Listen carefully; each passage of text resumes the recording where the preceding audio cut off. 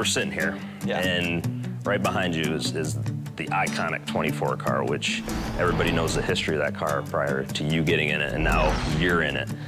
But your path to get there, it was a little bit different than most. Yeah, I started racing on iRacing, which is kind of unique and very different than other guys start racing. You know, I didn't run go-karts as a kid. I didn't really grow up in a racing family, so I was just so passionate about racing in general that I wanted to get involved in the driving side of it. And that came later when I was 14 or 15 years old, but thankfully I had iRacing to use as a platform to get started and hone my skills. William Byron's a great story from our perspective because, I'll be honest, we didn't know anything about him. He was the one that told the story about how he used iRacing at home and was proving to be really good at it, and his dad took notice and said, you know what, why don't we get a Legends car and we'll go try this for real. That bump in turn one, that bump is, I mean, that's right where it is on the racetrack. I mean, most of the track layout stuff's exactly the same, which is really helpful if you're going to the racetrack for the first time. So the simple fact that we're shifting, that's kind of, like I wouldn't have guessed that we would have had to do that when we started this. Based on the video games I've played in the past, there's iRacing and there's video games. What's generally the difference between the two?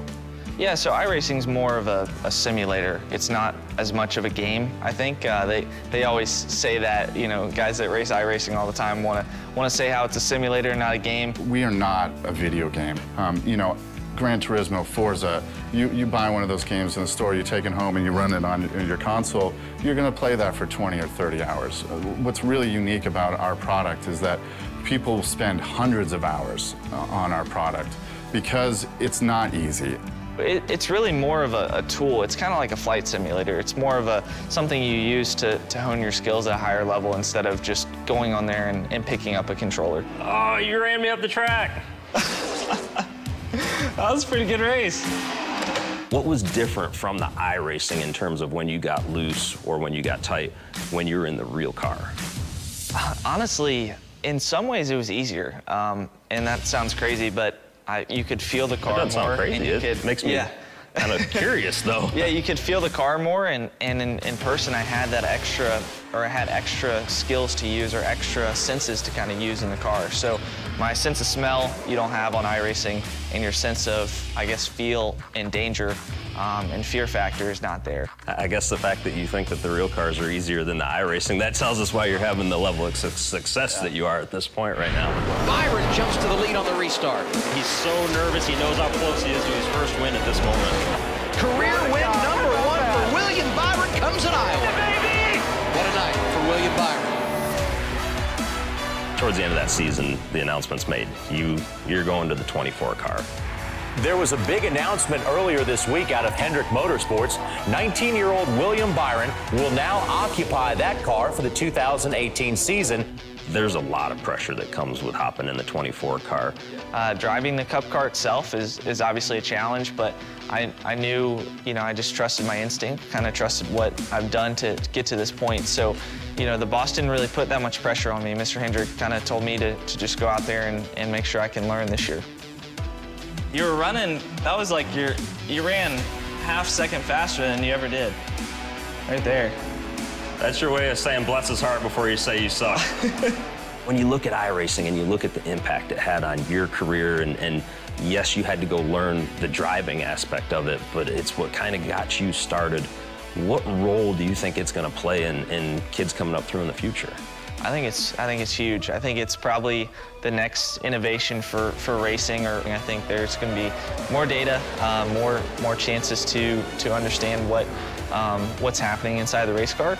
And I think where you see that in F1 is guys, they're taking them off the development teams and putting them right into the real cars just because of the data they see that they're able to produce. So I think you're going to understand who has talent, who doesn't, a lot quicker. And that's going to make for iRacing to be a bigger platform.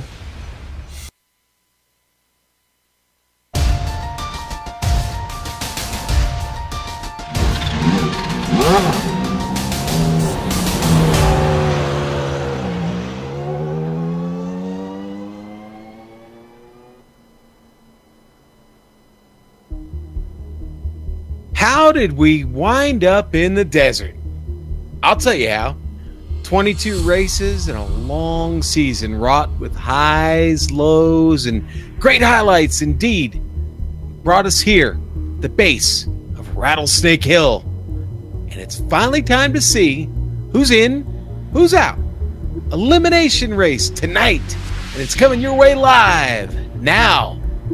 Hello, and welcome to the Global Sim Racing Channel's presentation of the AdPro 360 Cup Series playoffs tonight from ISM Raceway right here in beautiful Arizona, up at the press box to bring you all of the action. Well, that's me, Sean Ambrose, and my partner back with me tonight in the booth, Tanner Sharp. In the director's chair, of course, as always, over there, Joe Peak, twisting and tweaking the dials for us this evening, armed with those cameras, located, aimed, zoomed, and focused by the one and only GSRC's camera guru, Dougie Beard. Now, let's get ready over these next few minutes as GSRC will bring you all the storylines and all the stats and facts you'll need to fully appreciate the simulated NASCAR Cup racing that is coming your way, race fans. And tonight, it's all about the dirty air on Twitch 175 here this evening. And Tanner, you know what? It's the desert. But guess what? This track is a little bit more unique than its surroundings, isn't it? It most definitely is. It's unique and it's absolutely challenging. This track has 4 turns and it's a mile racetrack. But here comes the kicker on where the challenging part comes in. Yes, the hot sun beats down on the racetrack, which makes everything so nice and slick and slippery. Turns 1 and 2, you have a little banking to work with to try to make passing opportunities.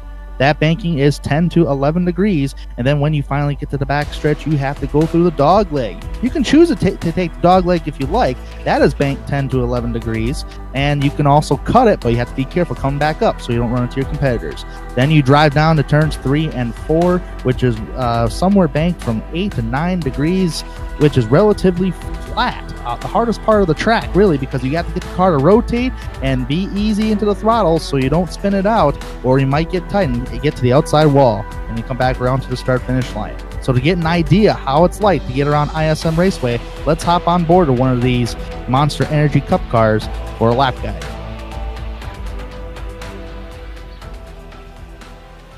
Hello everyone and welcome to the Global Sim Racing Channel. My name is Brian Yazik and I'll be taking you for a spin around Phoenix International Raceway. Phoenix is a fun little flat 1 mile oval. It takes a lot of skill and a lot of patience to navigate this track successfully. Going into turn 1 on your first lap, you're going to hit the brakes right about on that second cone mark. Try to find either the bottom or the middle right here. Get back into the gas, but not too quick, because if you get back up, they're going to plow up into the fence. Now with Phoenix, when they repaved the track, they left this dog leg all wide open. You're going to see guys all over that. Turn 3, once again, find it. You're waiting for the car to roll, and then you're going to roll back into the throttle like there's an egg underneath the gas pedal. Going to get back off the corner. If you do it too quick, you will get a little loose, just like I did right there. Once again, down into turn 1. Hit the brakes right about on that second cone from the wall. Find that yellow line, and here you can actually hook it and go straight through the open dog leg, but be careful because it's very slick down there. There's no banking to catch the car. Back into turn 3. You're looking to find the yellow line, get out of the gas, ease back into it, ease it, and then once you find the right mark, you swing it right out here to the fence, and you completed a lap around the Phoenix International Raceway. It's a driver favorite, fan favorite, and more importantly, it's going to be a great show for today. My name is Brian Yazik, and this was a lap around the Phoenix International Raceway.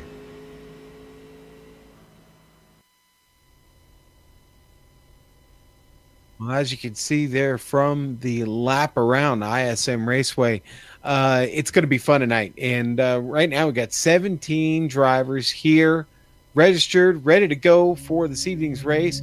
12 of them have taken in qualifying already, put their qualifying laps down. It's David Washington that sits on the provisional pole. We're going to hold off for just a few minutes before we award that Sim Speed Shop Pole Award. And, it may belong to David Washington. We'll see if Tallarico, Nichols, Jones, Queen, or Porter come out for a qualifying lap. There's still about 9 minutes left. While we're waiting, why don't we head on over to the points? And, that's what everybody wants to know is what are we looking at? I said this is an elimination race tonight. Well, this is the final race of round 2 of the playoffs here in the AdPro 360 Cup Series. And there you go. David Washington and Dylan Jones, by nature of their wins, are in. And they will race at Homestead next week for the championship trophy. Now, folks, Andrew Farnyard is sitting there in 3rd, whereas he hasn't locked himself in with a win. He carried a lot of playoff points into this championship fight, and as you can see there, by nature of points, he's gonna make it in. Nobody's gonna be able to topple him tonight. Now, it's Alan Elwood that kind of sits on the bubble here in the driver's standings. Is honestly, Payne, Cameron, and Ryan Hill all mathematically have a chance if anything happens to Elwood this evening. Now, here's the good news for Alan Elwood. Phoenix looks like a pretty good track for him because he sits now on the qualifying pole at 26.9, which is good enough for the outside of the front row. So he's got a fast race car, and that works in his favor. So now again, Payne, Cameron, Hill, they're right there. Richard Regan, unfortunately, mathematically a little bit too far back to make it into that 4. Remember, folks, if you've been following us this season, only 4 are going to get to race for the championship next week at Homestead Miami Speedway. Now, Tanner, why don't you go ahead and talk to the race fans tonight about the event details this evening? Yes, absolutely. This is 7 playoff races, 2 rounds of 6, and goes to the final round of the championship. And this is actually the last chance to get into that championship spot before next week at Homestead. Every single car here tonight has a fixed setup setting, so every car's driving the same setup. It's just managing your tires and dealing with the hot, slick racetrack. And plus, they don't have a full tank of fuel like an actual NASCAR Cup car. It's 80% fuel tank. And tire alignments, yes, every team has a set of tires. They start 4 on the car, and the 5 sets await in the pits. 2 cause incidents here tonight gets a driver disqualified, and of course, there is a green-white checkered rule here in this series, not iRacing. If the race finishes under yellow, the top 10 drivers will have 1 attempt for a green-white checkered finish, going after the pace car pulls from the victory lap. All right, Tanner, and well, that's kind of how we've been rolling all season.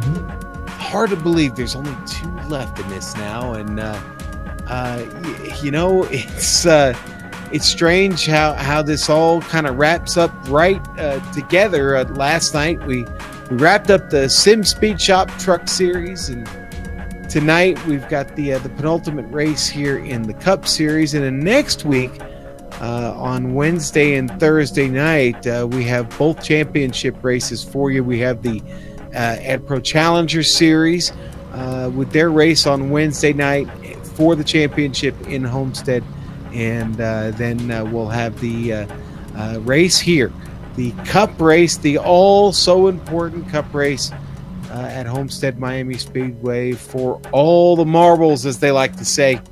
And tonight, you know, we haven't talked about the weather much. I think that's going to be a little bit of a factor on this track, Tanner.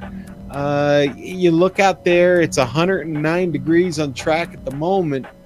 That's only going to get warmer as the run goes on. It's clear.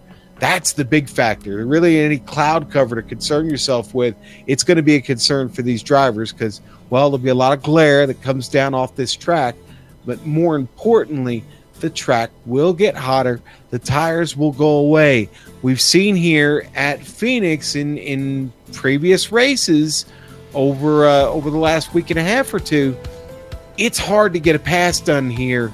Seems like the tires are going to be premium, Tanner. You're really going to want to save those 4 sets that you've got in the pits for that also important final stage. Yes, absolutely, Sean. At the top of the show, I talked about this track is hot and slick because we are in the desert. It's probably one of the hottest races in the playoffs on any format, whether it's in reality or in sim racing. Phoenix does bring a lot of good green flag racing, but you have to manage your own car. The handling of the car is going to go away pretty quick if you're driving it too hard. Some drivers will only run about 80% on their car so they can save some tires. Tires is definitely going to be crucial, and coming off corner exit, man, it's going to be dreadful. Sean, for example, you and I drove a little Kansas today. That was hot and slick. Just imagine it like that, but today here at Phoenix, just maybe 10 degrees warmer. Yeah, that's how bad it's going to be. Well, that session we were in this afternoon, that was a 108-degree track at Kansas. It wasn't under clear skies; it was under cloudy skies. But still, yeah, it was definitely slick. And as that session went on, it got even worse. And you know what? I think we're going to see a lot of that this evening. Again, being able to pull off a pass is going to really, really come at a premium. You know what's been premium all season? It's been the Sim Speed Shot Pole Award. And tonight, for round 23, we're going to give it to David Washington, who gets on there with a 26.8. That is a full, tenth of a second over Alan Elwood. And, you know, for every 2 poles this season, a driver's been earning $5. And the driver with the most poles at the end of the season is going to earn $20, courtesy of SimSpeedShop.com, a great place to order custom button boxes as well as buy and sell used equipment. For more information, go to their website, SimSpeedShop.com. Very simple, SimSpeedShop.com. Well, Tanner, a little more than 2 minutes left here before we start to grid them up. Again, Washington, we just gave him that pole award. You know, we looked at the points a little while ago here, and you know, there's several drivers have an outside chance of getting into this championship. Payne, Cameron, Hill, like I said, all have not been eliminated. Do you have a favorite? Do you have somebody you think really has the edge this evening here? Oh, man, it's a very tough to say. It looks like a lot of drivers are pretty competitive here, and I'm looking at the point standings here, you know, or the playoff standings, shall I say. And realistically, Richard Regan Jr. is a must-win situation to try to get into a Homestead. Everybody else is mathematically, you know, can still get in. But Ryan Hill, Kyle Kammer, and Andrew Payne practically are going to need at least a win to punch their ticket in, unless they hope for something bad to happen to Alan Elwood. Realistically, I like Elwood's chances, even though he's 9 points ahead of that cutoff line. I mean, he qualified second, and I think in practice trim, he was where was Alan Elwood even at? But right now they're gridding right now, so Alan Elwood I'm going to have to go for probably a victory lane here today. All right, well, listen, you know, Richard Regan's only chance was to win. You got to be here to win, and Richard is not going to be in the field this evening. Ouch. As we go to the grid here for the race at ISM Raceway this evening. It is going to be David Washington in that number 98 on the pole. Alan Elwood in the 5 is going to start on the outside in second. Tanner? Yeah, Gerald Campbell's going to start in third. That's a good qualifying spot for Gerald. Maybe he can make something happen. And Ryan Hill, who needs to try to at least get a victory to punch his ticket to Homestead. He'll start in fourth. All right, and we go down to row 3. Andrew Fania is going to start on the inside there in 5th. And Danny Rogers gets a 6th place qualifying effort tonight in Double Deuce. In that 4th row, we got Andrew Payne in 7th, and Colin Selleck is going to start in 8th. Row 5, Kyle Kammer in the 8. Eric Stanford on the outside, 10th tonight in the number 19. In row 6, you have Jesse Abraham outside that top 10, and Ethan Moore starting 12th. Row 7, now these drivers haven't taken any qualifying tonight. Dylan Jones in the 16 will start 13th. Tanner Tallarico in the 1 will start 14th on the outside of row 7. In row 8, Zach Nichols and Shane Parrish. Okay, and in row 9, it's going to be Jake Queen. And that is, I'm showing now 18. So Jacob Porter gets in there. Shane Parrish is in there. So 18 cars in the field here as we get ready to get started. And they're all pulling out of the pits now as we get ready to roll here. We'll just get this one lap around. The lights are extinguished on the pace car. Everybody got to get bunched up, get ready here. Not a lot of time to get any heat in the tires. Nope, right now it's just try to play it safe. It's going to be a long race. We got 3 stages, and that first stage is only 40 laps. So see what you got in the first stage.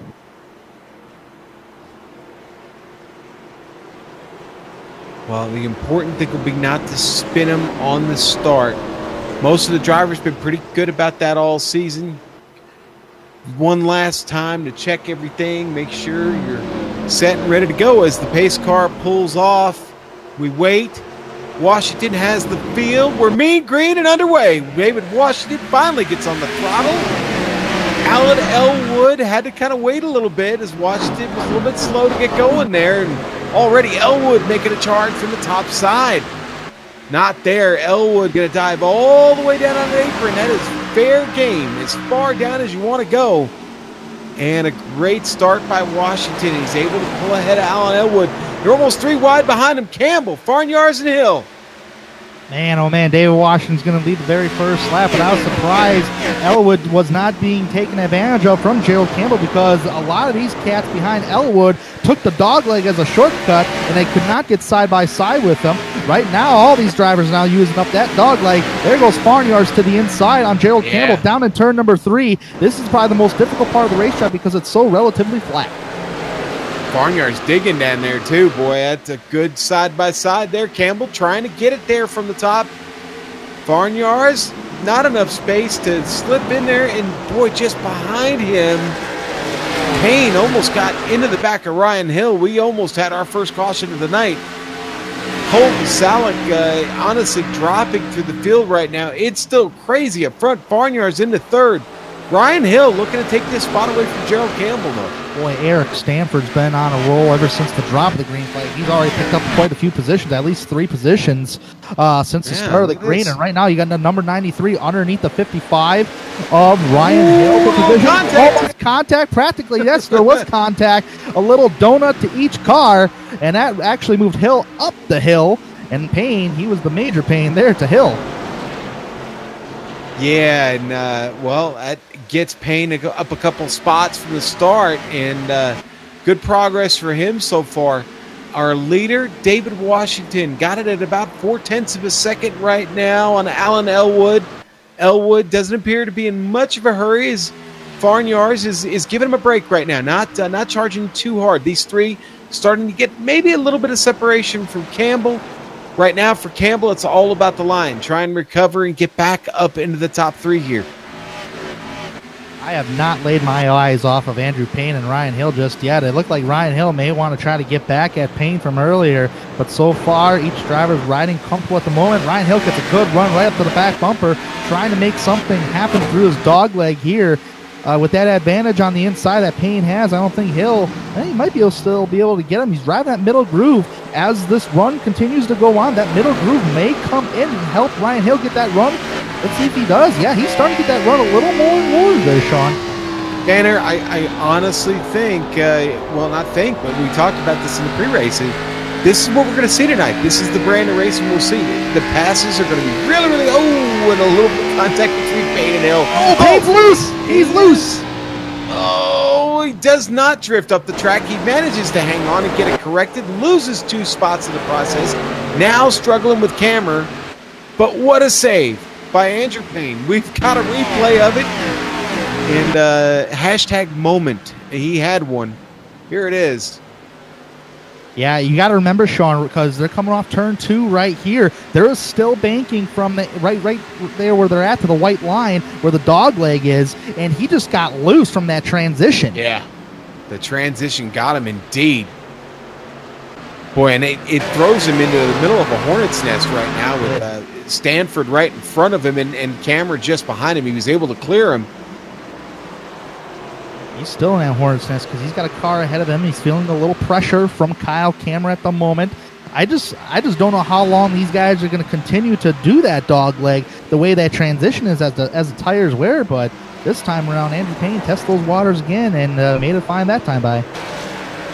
Okay, up front, Washington's got it to second on Andrew Farnyards, and Farnyards right now got a mirror full of Alan Elwood. Elwood's got good pace here early. Yes, he does, and if you're keeping up with Andrew Farnyards, you're actually doing something good because Farnyards has been the dominant car of the season, and he has enough playoff points and points-wise to really get in, punch his ticket at the Homestead. So Elwood, it's still early yet, so Elwood's still riding strong in third after starting second on the day. And honestly, the entire field's still riding strong here off the start of this race. We've already knocked down 11 laps, and everybody seems to be having a car that right now at the moment that that's turning and running well. Eric Stanford struggling just a little bit. He made a mistake, and right now Tanner Tallarico looking to the inside back here. This is all for the top 10. Jesse Abraham in the middle of the track. Tallarico trying to get it to turn behind Abraham. Abraham's going to get off the turn across the line and hold on to that 10 spot right now. It's a 16 of Dylan Jones just up in front of him. Abraham opening a door just a little bit there, and Stanford going to take it all the way down up against that inside retaining wall. I believe. Oh, we got Salik here. Yep. Was it trouble for him? Did he? He was way up high, but I was going to say Eric Stanford found trouble as well because he fell from 8th to 11th in one lap. Yeah, well, Salik struggled off the start and dropped several spots, so he's actually starting to gather things back up. Maybe saved his tires for just a few, but boy, Cameron really seems to want through pretty bad at the moment. He really does, and Cameron, he started 9th, currently in 8th place, so he's only moved up one position really since the start. But yeah, Colton Salik, maybe it's one of those scenarios, Sean, to where you just you're not going full throttle right off the bat. You're just kind of waiting for the car to come to you just a little bit. And so far, Salik is actually proving that because he's starting to put a little pressure right now on Andrew Payne for 6th. Oh, he drifts up the hill just a little bit. Not too hard, though, he doesn't. Still riding that middle to bottom groove. I thought he may have drifted up the hill a little bit down turn 3, but so far he's got it under control. There are major points implications here. Is Cameron obviously needs to finish in front of Payne, not just for the race itself, but any bonus points ahead of Payne he can help will help his efforts. So Cameron wants by. Salik's not in this thing. He's trying to get through and get it past as quickly as possible, but it just doesn't happen here at ISM. Tallarico in a little bit of a battle himself right now with the car of Ethan Moore just in front of him. The Camaro, the U.S. Air Force sponsored Camaro there in front of Tallarico. Tallarico's been fast since he showed up here just, I guess it was about a month and a half ago when we saw him for the first time. And you know what? He's climbed one spot, but boy, just doesn't seem to have the speed of the leaders here at ISM Raceway. No, he does not. But Abraham's actually in a battle right here with Eric Stanford, and just ahead of him is Dylan Jones. But you're right about Tanner Tallarico, but I'm telling you, Sean, a lot has to do with traffic. You're not as fast as you are. You might be fast and you might be running up front, but when you're in traffic, it slows you down. And I tell you what, Abraham's in a world of a mess, man. He's trying to get a run. He has to shut it down, and then he gets caught by the number 19 there of Stanford. Yeah, and he actually looked a little loose off of 4, to be honest with you. He was able to continue to wheel it, but the rear end looked a little snappy on that car. Oh, I'm telling you what, I've been keeping an eye on the leaders, and it has closed in drastically. Andrew Farnyards has closed it in now about 0.2 of a second on our race leader, David Washington. This might be a little bit of a tire conservative on Farnyards' end to catch the race leader. Yeah, really, you make a great point there as we approach the halfway point in this first stage. Farnyards has picked a good time to get on a run here. And Jesse Abraham had to back his car down, almost hit the wall off of turn 2. Had to let Eric Stanford go by. He's trying to do a crossover, cannot complete the pass. Used a little bit of the apron to try to get a little more rotation and still could not even get to that back bumper. Now feeling the pressure from Ethan Moore.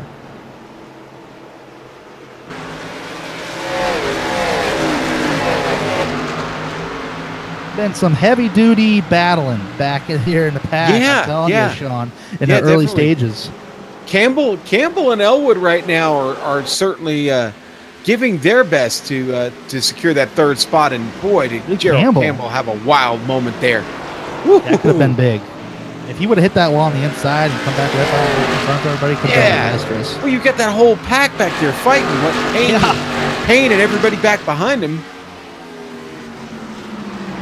The car that's in no man's land right now is poor Ryan Hill, sitting there in 5th. He maybe right now, maybe just a little bit faster than Gerald Campbell. He might actually be able to get into this battle, but Boy, it's a long way back between him and Andrew Payne, over 2 seconds. Well, certainly is. I tell you what, Colton Selleck, he must be struggling really bad with this car because he just fell into the clutches of Kyle Cameron, and it's like nose to tail all back here. Everybody just following each other. And Selleck, man, he was just trying to make up those positions that he did earlier, but I think he's starting to burn off the tires.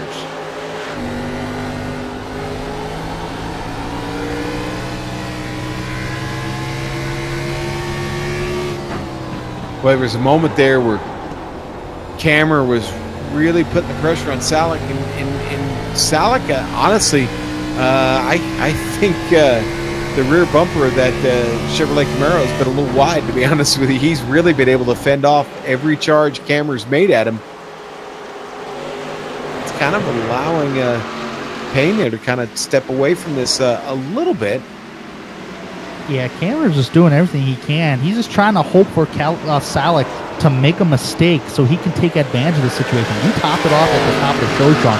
It is going to be very hard to pass here as those tires wear off. Let's go to the front. Yes. Because it's getting tense. And Farniar's, boy, he is all over the bumper now. David Washington. It happened there in 3 and 4 is where he gained all that ground on him. I tell you what, I've been watching this. He's getting to that bad bumper. He's really breathing down the neck of David Washington. It's just a matter of when he's going to strike. So far, I mean, got to be pretty intimidating just a little bit. Dominant car of the season in your rearview mirror. He's caught you. It's just a matter of when he's going to pass you. That's called pressure. Yeah, it is. But you know what? David Washington's awful good. He doesn't rattle easy, so it's for him right now. It's all about staying at the throttle and boy, managing to defend against Andrew Farniars, who was really closer at that time than he had been all night. As they almost traded bumpers there. I tell you what, I've been watching Farniars. He's using a lot of the apron to make that car rotate, and he's really maintaining his car well. During that rotation, that's allowing those runs to come up. It's just a matter he can't really go anywhere with those runs because they're both driving the same line. What's that doing to the tires, though, Tanner? Well, if you've saved enough tires and you're catching race leader, obviously you're doing something correct, but it can heat them up for the long run the more you're following the guy ahead of you. As the tires wear off, you want to use that below the yellow line down there to help rotate the car better, because sometimes the car is just not going to turn. If Farniars might have been rotating a little bit too much there off of 4, the rear end of his car got a little bit squirrely. He's able to get it right back together, though, and get right back up under the bumper of David Washington. Well, certainly is. He's still on that back bumper. It's just because they're both driving the same line, Sean, as you can see. So, he gives him a little tap to the bumper. Hey, I'm here. That's warning number. Yep, knock once. That's warning number 1. Just behind them, Ryan Hill has caught up to that little battle we talked about there between Campbell and Elwood. So he's a player again. He's got himself out of timeout there in no man's land. Well, look at Ryan Hill. He elected not to take the dog leg, and that could save some tires too, just a little bit. And he's caught these guys. That's probably the reason why. Yeah. Another thing I'm seeing is the 5 car of Elwood's driving in the corner harder than Campbell. But Campbell, he's taking it nice and easy, and as you see, there Ryan goes Hill. Go by. Yeah. Wow, he shot the gap there. Elwood opened a door for him, and he just came marching on through. The double nickel gets by the single nickel. One of them slide job moves, it almost looks like. You know all about that, don't you? We were talking a lot about that today in Kansas.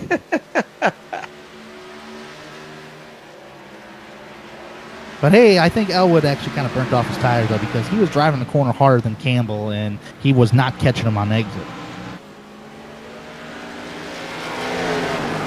Look at Farniars here, but now David Washington's actually changed up his line. Well, yeah, and I think it confused Farniars there. For more, didn't really know how to react to it, so he stayed in the line he was in.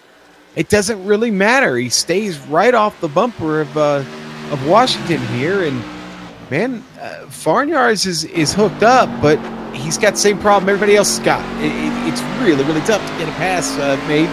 And I don't know, we'll probably talk about that, 100 more times before this race is over. Well, I'll tell you what, I'm telling you what, Sean, this battle is not over because we have 9 laps coming to 8 laps to go this time by until we reach that green and checkered flag there for the end of stage 1. And this ain't over yet. I think Farniards, he still wants to collect these stage wins.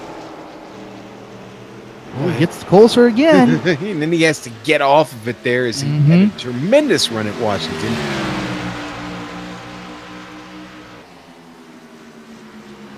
Everybody else kind of split up just a little bit. I did see Campbell pull away from Hill, but that battle for race lead still separated by 1/10 of a second. It's not over yet. We got 7 to go.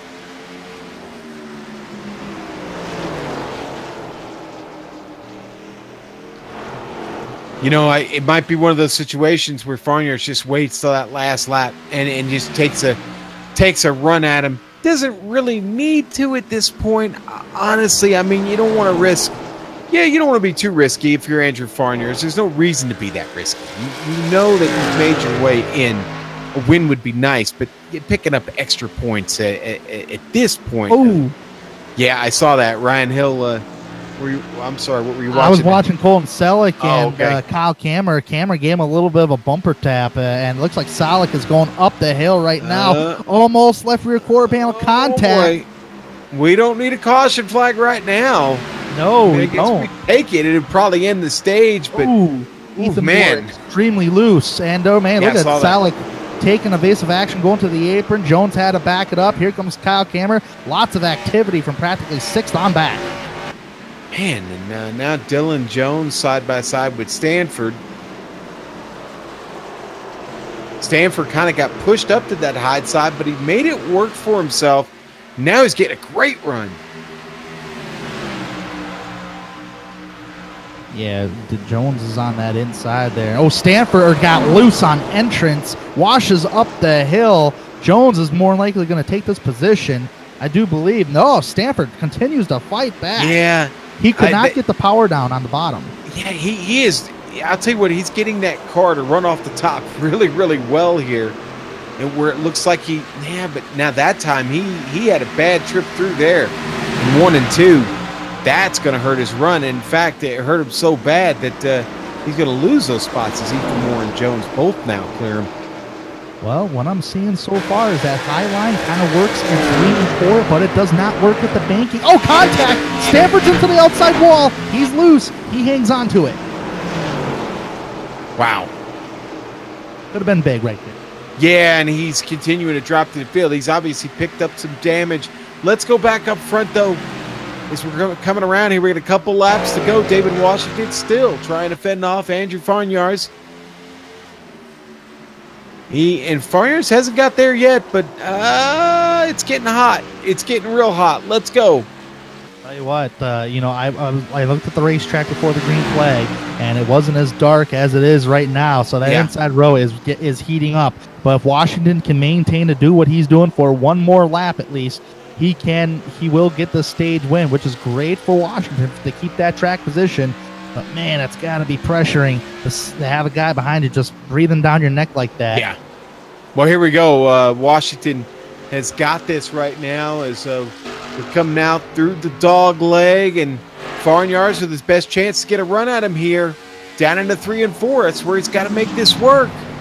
Oh, he switched up the line, Farniards. He did. Is he going to get a run here? Is it going to be enough? Got the run. It's not enough. It isn't enough. It's going to stall out on him, and David Washington's going to get across the line first, and that will, that'll be good for him. Again, we knew he was fast. Farniards does a great job of following, and then you got Gerald Campbell, Ryan Hill, 3 of 4, and Alan Elwood manages to hang on and salvage the top 5 right now, and, well, Andrew Payne was able to finish in front of Kyle Kammer, so Kammer losing a good opportunity there, Tanner, to pick up much-needed extra bonus points to maybe propel himself in front of the guy he's chasing, and that's Andrew Payne. Yeah, and right now, I know track positions can be very key here at Phoenix, but you can't take a gamble right now. It's too risky, especially since this was our first caution flag we've seen all night long in the first 40 laps. I'm sure these tires are hot. They've been abused, and these guys are begging for some fresh stickers. Oh yeah, they are, and you know the track temperature's already gone up. I mean, it's up yeah, a drastically. it's up what, almost 4 degrees right now from where we started, right there just before we took the grid. So here we go. Everybody coming down. Nobody's staying out here. There's no reason to stay out. Everybody that started this race is in fact on the lead lap. So a good first stage, and it's all up to David Washington. He's got that first box. I don't think we'll see anybody do anything real tricky here, Tanner. I think it'll all be about hitting the box clean and getting out of it just as quick as you can. You're going to need a good handling car if you're going to decide to take 2 tires. But the problem is everybody's driving the same setup. So these guys know what they're in for here. And it looks like Campbell's having issues on pit road. And so does Colton Selleck. Colton Selleck drove it by many pit boxes. Wrong box. Yep. All right, well, Farnyards was the first one in, and he's away. But it's not good enough. David Washington has a great pit stop. He gets out and away, and then Ryan Hill with a tremendous pit stop gets himself now into the top 3. That was a good stop for Elwood and his crew. Dylan Jones goes from 9th to 5th. The biggest loser under these group sets of pit stops is Colton Selleck. He's still down pit road. Yeah. So... yeah, he totally missed his box. He went a full 2 boxes ahead and then had to back up, which, as you know, Tanner, you can't do that for very long on iRacing before you get the big DQ. And do it for very long, man. So it looks like he's just going to have to start in the back of the pack anyways. Pace car lights turned off already? That was a very quick caution. Well, everybody was on the lead lap. So, yep. Actually... 4 of the cars that we had on the grid didn't even start. Danny Rogers, Zach Nichols, Jacob Porter, and Jake Queen were DNS. So we're left with a 14-car field that, quite frankly, has been pretty. Like I said, they were really good over that first stage. Everybody gets in and out of their boxes, nice and orderly. We already find ourselves in the middle of turns 3 and 4. That was a quick stage. This one might even be a little bit quicker. Here we go. The Ford Mustang pace car is off on its way to pit road. David Washington's got the field just like he did the first time. And we're mean green and underway. And David Washington gets off to a much better start that time. He nails it all the way down into 1. Farnyards already almost gets contact with Ryan Hill. Hill was there. Farnyards shut the door on him. He shut it. He more like slammed it right on his head. Yeah, a bit of a door slam, yeah. Tell you what, Dylan Jones now trying to attack the 5 car of Alan Elwood. Now, Alan Elwood, he's kind of struggled up and down just a little bit, but still maintained himself in that top 5 area. Let's see what he can do to try to fend off that number 16 of Jones. Almost gets into the back bumper. Oh, that's a dangerous part right there. Elwood just did what he had to do, man. He knew he had too much of a run. He got out of it and got up and out of the way, hoping not to get run over. He did a good job there. And sometimes, Sean, when you get close to somebody's back bumper like that, you misjudge the braking zone or when you're usually braking and you can't see. So that may have what happened. Yeah. I'm certainly guilty of that. Oh, I am too. Gerald Campbell actually lost positions too himself on this last set of pit stops. He finds himself in traffic battling the number 23 of Ethan Moore. Right behind him is Tanner Tellerico. He's made himself present in the top 10. All right, well, stage 2 underway. David Washington back up to his old tricks. He's back at the front of the field. Farnyards hangs on to 2nd. Ryan Hill hanging on to 3rd for now, but Dylan Jones seems to have good pace in that machine. That Ford Fusion come a long way. He did start this race in 13th, so Dylan Jones showing right now that he has definitely got a car that is worthy to compete here at the ISM Raceway tonight. Tell you what, if you're a driver that falls off on a long run, you're going to be in trouble this whole entire race, because this second stage right here is 5 laps longer. It's 45 laps. And then in the final stage, you had that 90-lap run. So far, we haven't seen any accidents today, but you got to figure something out right now if you're not good on a long run. Ooh, almost contact back in the pack there. That was Tanner Tellerico and, Gerald Campbell.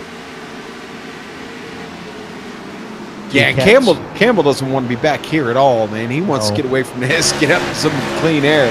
He was running in the top 5 fairly well, too. Yeah. He must have he actually overshot his pit box. Man, Tallarico way down on that inside 2 up the dog leg, down in turn number 3. Still trying to fight Gerald Campbell. Tallarico, we know he's fast, but so far he's been trying to get himself up towards the top 5. It's been slow, but... And he's using a lot of brake there, obviously, Tanner. I mean, that's the type of thing. Once iRacing gets the brake modeling down, that we've all, wondered when is that going to happen. That really would be torture over a long Campbell! Campbell gets into the back yeah. Ethan, what a great save by Ethan Moore, man. Ethan, if that was anything, man, that was like a slingshot. I mean, look at Tallarico putting the pressure now on Ethan Moore as Gerald Campbell misjudged his braking zone and on turn 3 last time by. Tallarico now putting the pressure on Ethan Moore. Here we got a replay of that incident, turn 3. On board with Tallarico. And, I'm sorry, some poor Campbell. And boy, little contact there. But, we'll go back live. They are still really throwing it down. Campbell, Tallarico. Tallarico drops all the way down to the bottom of the dog leg. Man, Tallarico's not afraid of that inside wall, that's for sure. No, he's not, man. Whew. Sean, you made a great point about the brake. Once iRacing gets the brakes written down, just imagine how much that's going to really change the playing field, not just on the oval side, but on the road side as well. Sure. If you throw out your brakes, Yeah, I mean, does Tallarico, can he survive over a long run if the brakes are really a factor? I mean, doing that. But man, those 4 are really still just hooked up. And when I talk about those 4, it's right now it's Ethan Moore, Tallarico, Campbell, and Andrew Payne. All these cats right here, with the exception of 6, were all battling in these familiar positions back here earlier in stage 1. And it's still happening again. You got Tallarico, who was battling for a long time. Look at Campbell hard onto the inside. Tallarico using a little side draft on the right rear quarter panel to try to slow that 23 car down to try to gain that momentum and that run. Yeah, my spidey senses are tingling here, man. Yes.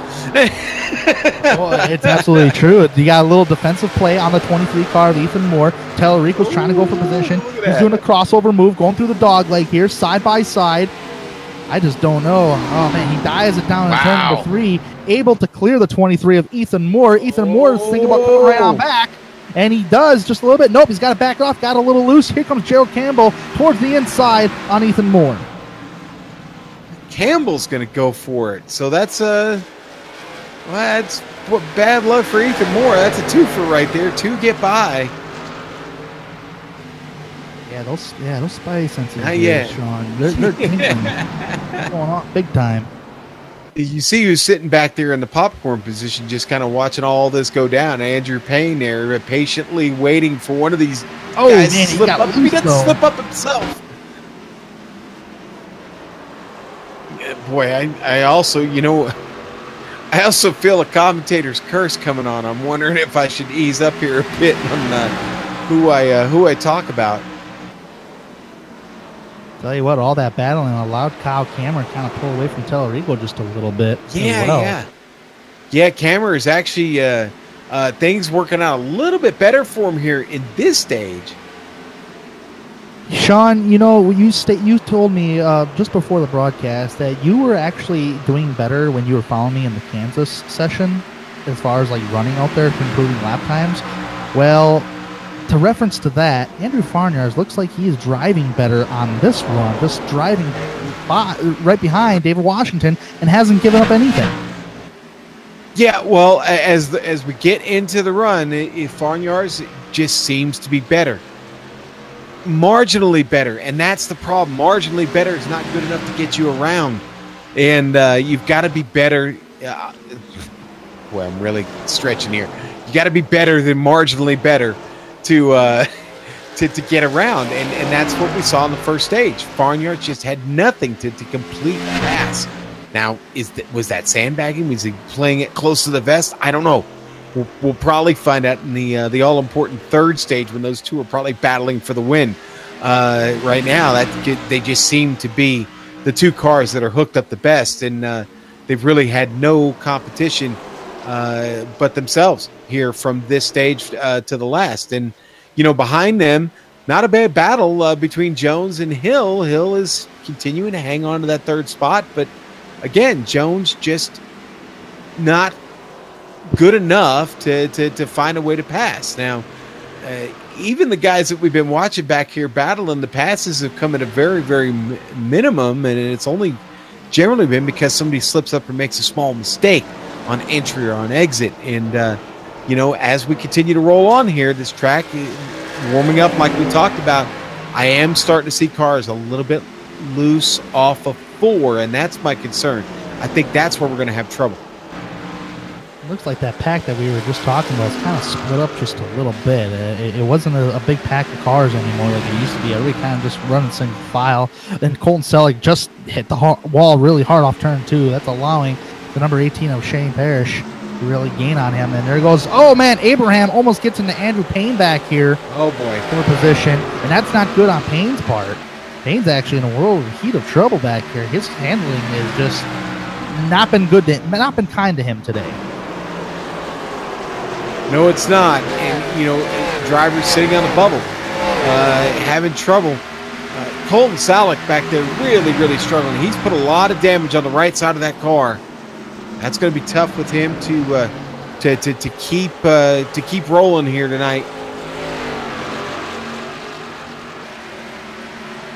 Yeah, absolutely. It's going to be a long race for Andrew Payne, the way that car is just handling and, being pressured by Jesse Abraham back here, and other drivers. It's just, and you're a playoff contending driver, it's just going to make it a longer day for you, for sure.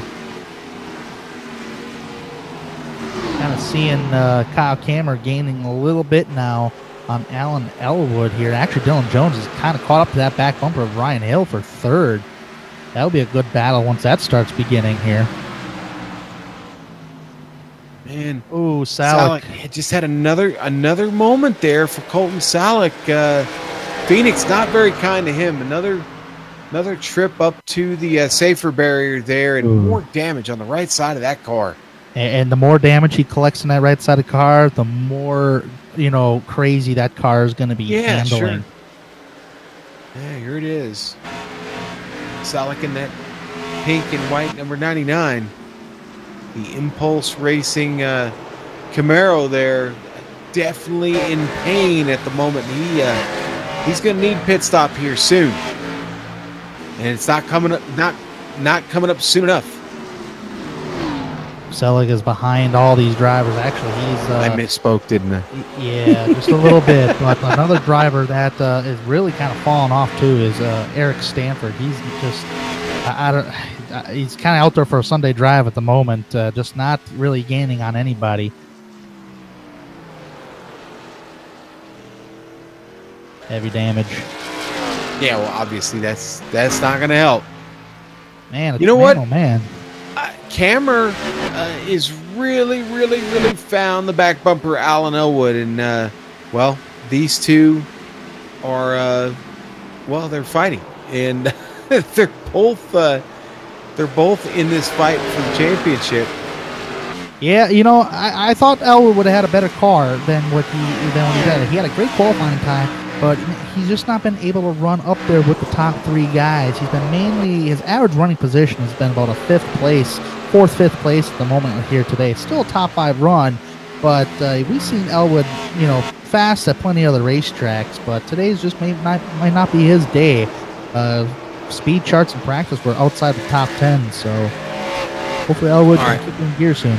Let's go to the front, because we're back to this point of the stage, kind of like we were in the first stage, where you've got Farnyard just draped all over the rear end of this Ford in front of him, and the Aegis Ford of David Washington's been good, but it is starting to free up just a little bit there, Tanner. In fact, off of 4, it did look a little free, and right now Andrew Farnyard's trying to maybe even take the air off of him a little bit here heading into one of these turns. I don't know if he's breathing down that neck or just sniffing it, but man, oh man, he really got close to that back bumper of that number 98 of David Washington. And I think these guys, I think they're teammates. I'm not 100% sure on that, but regardless, as you said earlier, Sean, he doesn't really need the playoffs, the stage points, or any kind of points because he knows he's practically in Homestead. I'm talking about Andrew. So this might be good strategy. Hey, you're able to stick with the race leader. Eventually, you can try to make a shot at him for a win, you know? I mean, it's all possible. Well, it's like I said a moment ago, we're right back where we were. These two continue to kind of pull away. Ryan Hill not making any ground on this. He's 2 seconds back. He's still got Dylan Jones all over the mirror. Oh. And Jones not fast enough to make a move on Ryan Hill.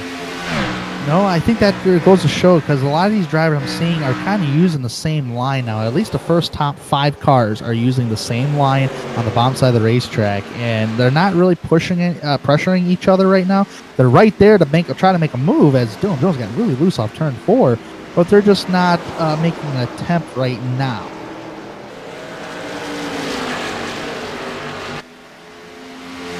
Well, we still got to get to lap 85.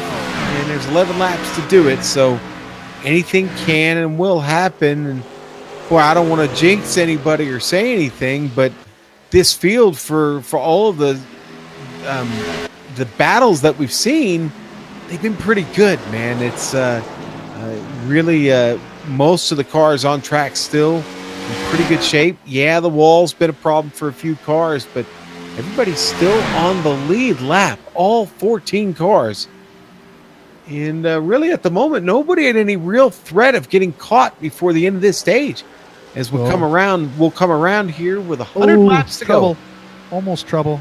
Gerald Campbell, man, he was gaining on Tanner Tallarico, but man, he drifted way up the hill and lost some ground to Tallarico. Just fell into the clutches of Ethan Moore. Ethan Moore couldn't really do anything to take advantage of the situation.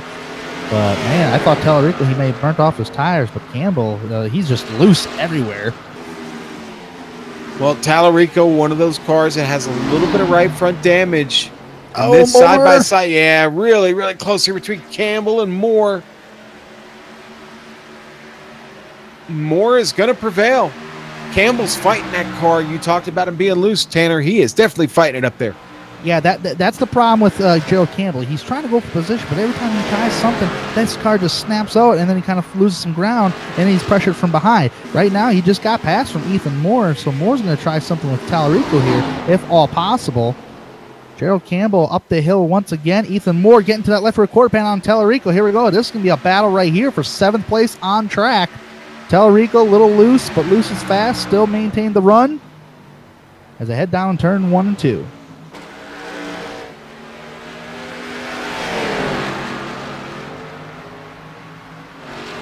Moore and Tallarico still using the dog leg. Gerald Campbell does not touch the dog leg, probably because he's so loose he can't even run it.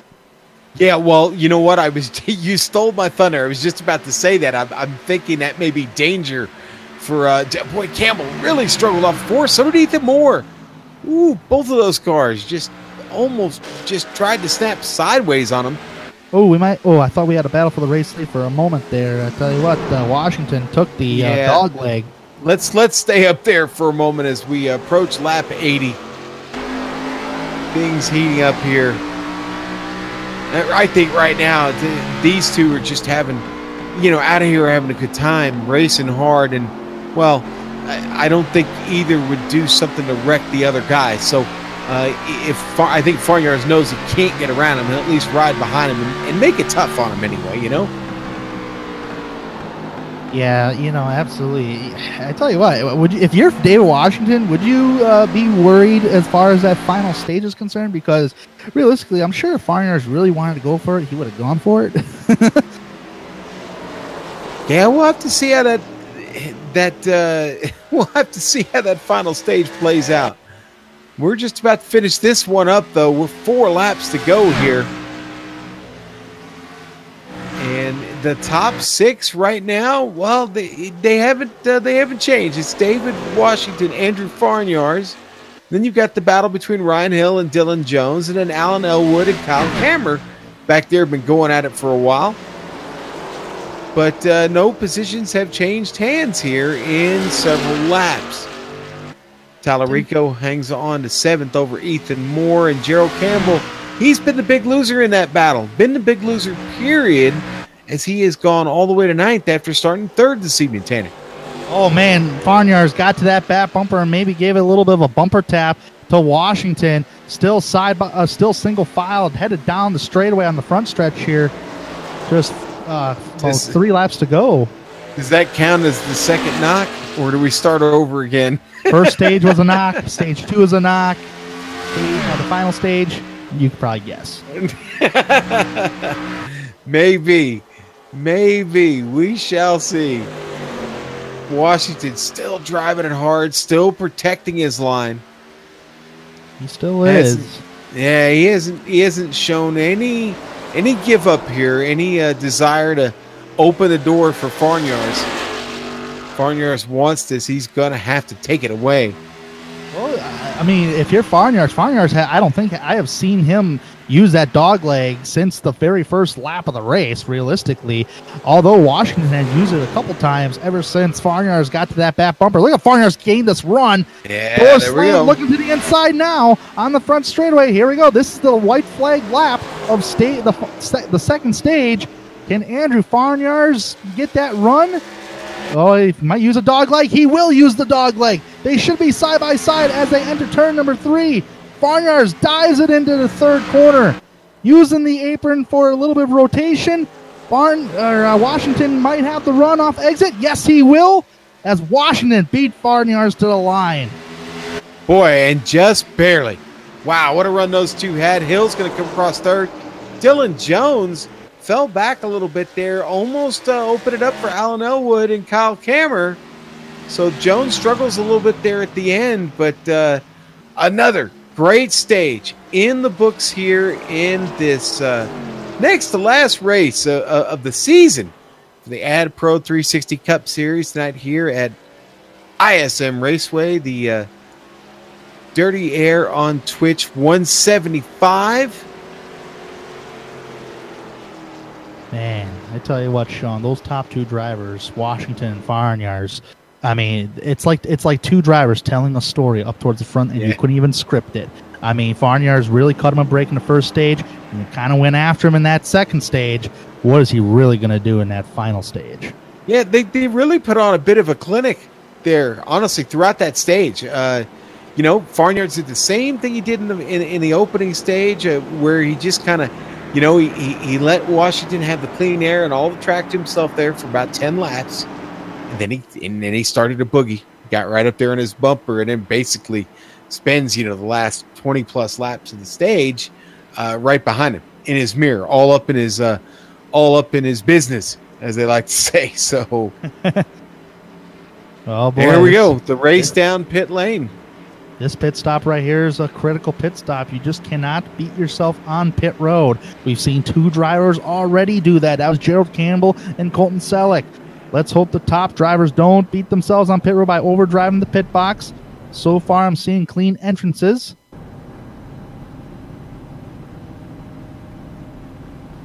And everybody getting 4 fresh stickers. And looks like Andrew Farnyards is going to get done first, but will he beat him to the line? No, he will not. That first pit box, that pole sitter pit box, pays off for David Washington. Yeah, 1, 2, 3, 4 don't change. It's a really, really smooth stop.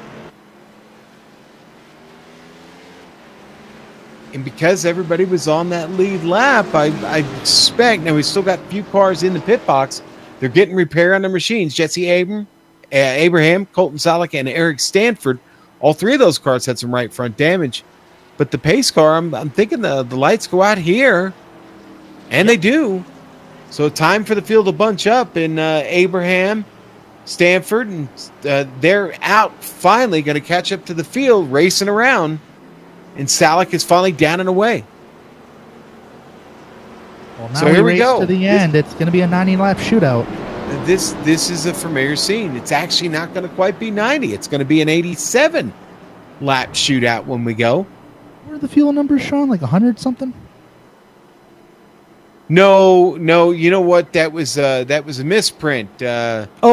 By our friends in the data department. It's okay. They're going to need a stop. Trust me. And poor Colton Salek has brought the car back in. He is back in, and you know what? Did the lights go back out on the pace car? They have. They're going to give everybody a chance to catch back up to the line correctly. So race control has thrown down the flag once again, and will extend this caution period.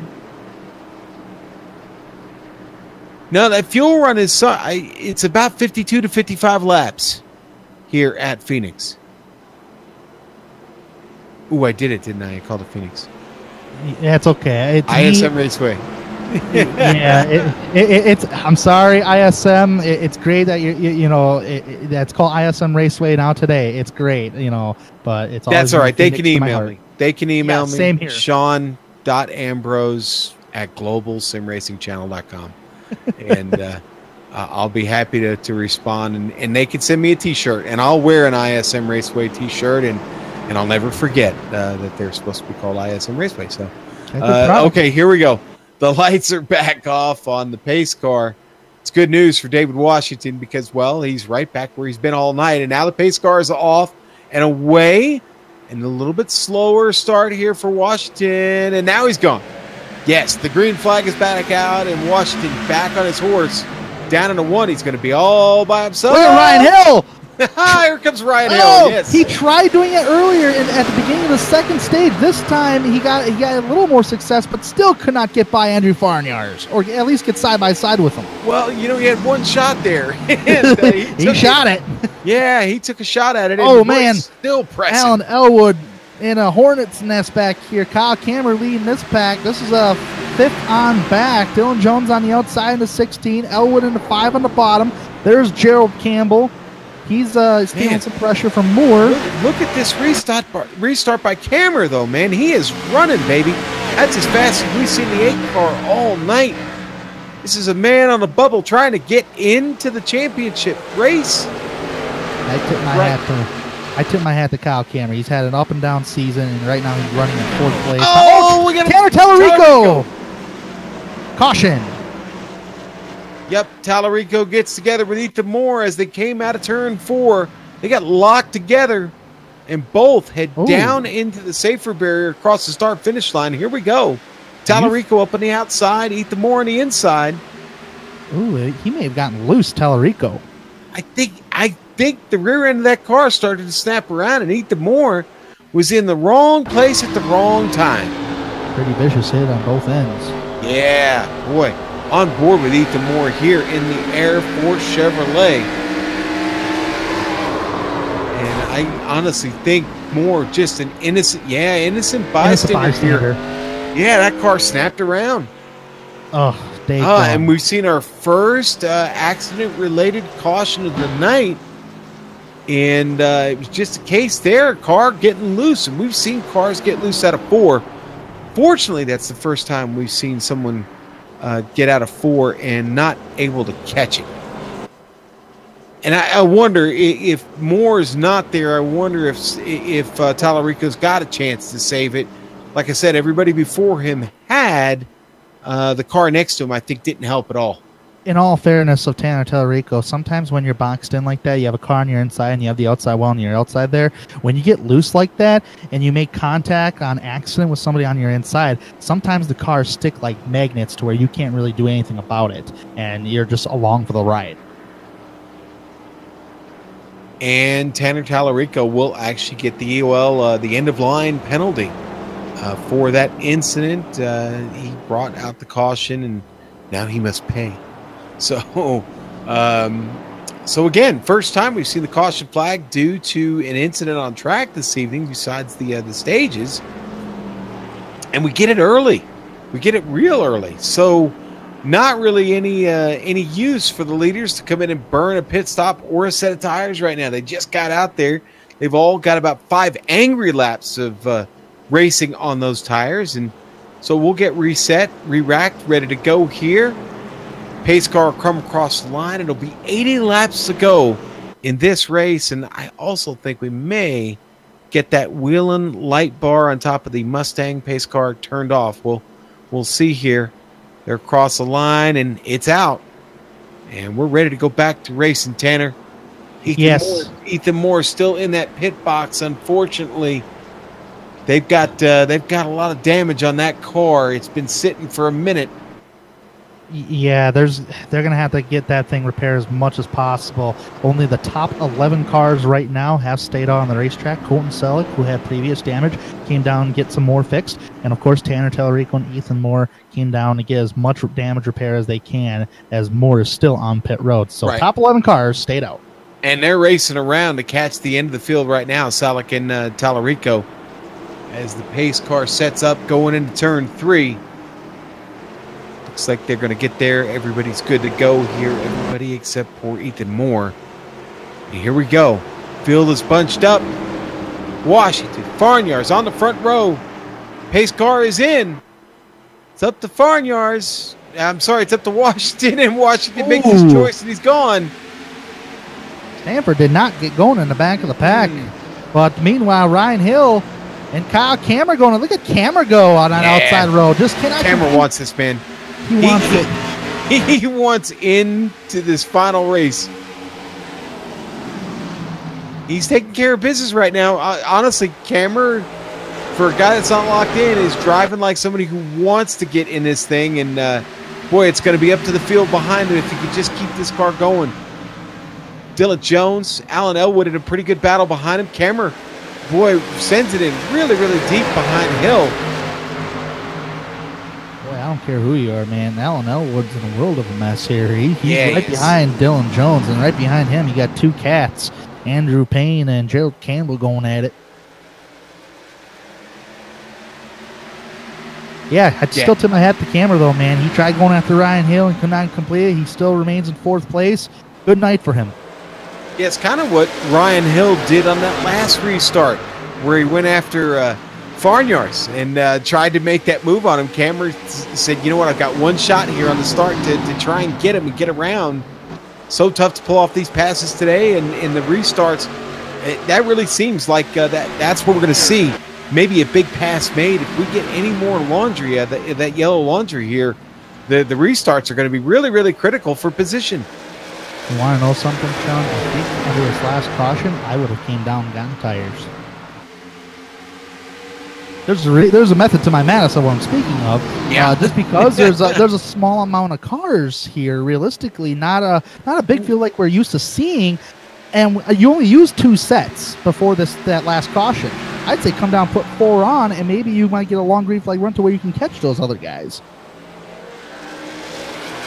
Well, Selleck and Moore both off the track, unfortunately now. Selleck brings his car into the pits. And Moore still sitting there for repair. Colton Selleck's brought his car to the garage.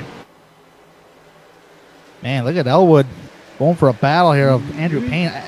Elwood is just, he seems like he's falling back further and further the more we get restarts. Oh, we got contact from Andrew Payne! And Payne's a little sideways as well. No caution. Every driver's caution's out. Caution is out. Boy, I got to be honest. That caution seemed to come out awful quick. Those drivers were in the middle of saving that. I was just gonna say it came out as a delay. I mean, did it go at a certain angle beyond? Yeah, you know what? Wow. He wasn't just side. No, that was sideways. It doesn't get much more side. Yeah. Okay. All right. There we go. He tipped the mercury meter there, and here we go on board. Wow, that makes that save even more incredible when we saw that first shot. Hello. Yeah. I tell you what, getting sideways like that just reminds me of that song by Derek Bentley years ago, Sideways. I'm sure some people have heard it. I have not, but that was Man, that was okay. That was the save of the night, maybe. You know, a little bit information from race control. As pit road is open right now, there's no penalty towards anybody, but Andrew Farnyard stays out, fakes out David Washington, and it looks like the remainder of the field, except Dylan Jones and Andrew Payne, have all stayed out. Alan Elwood, I would have came down and get tires, buddy. After that, boy, so.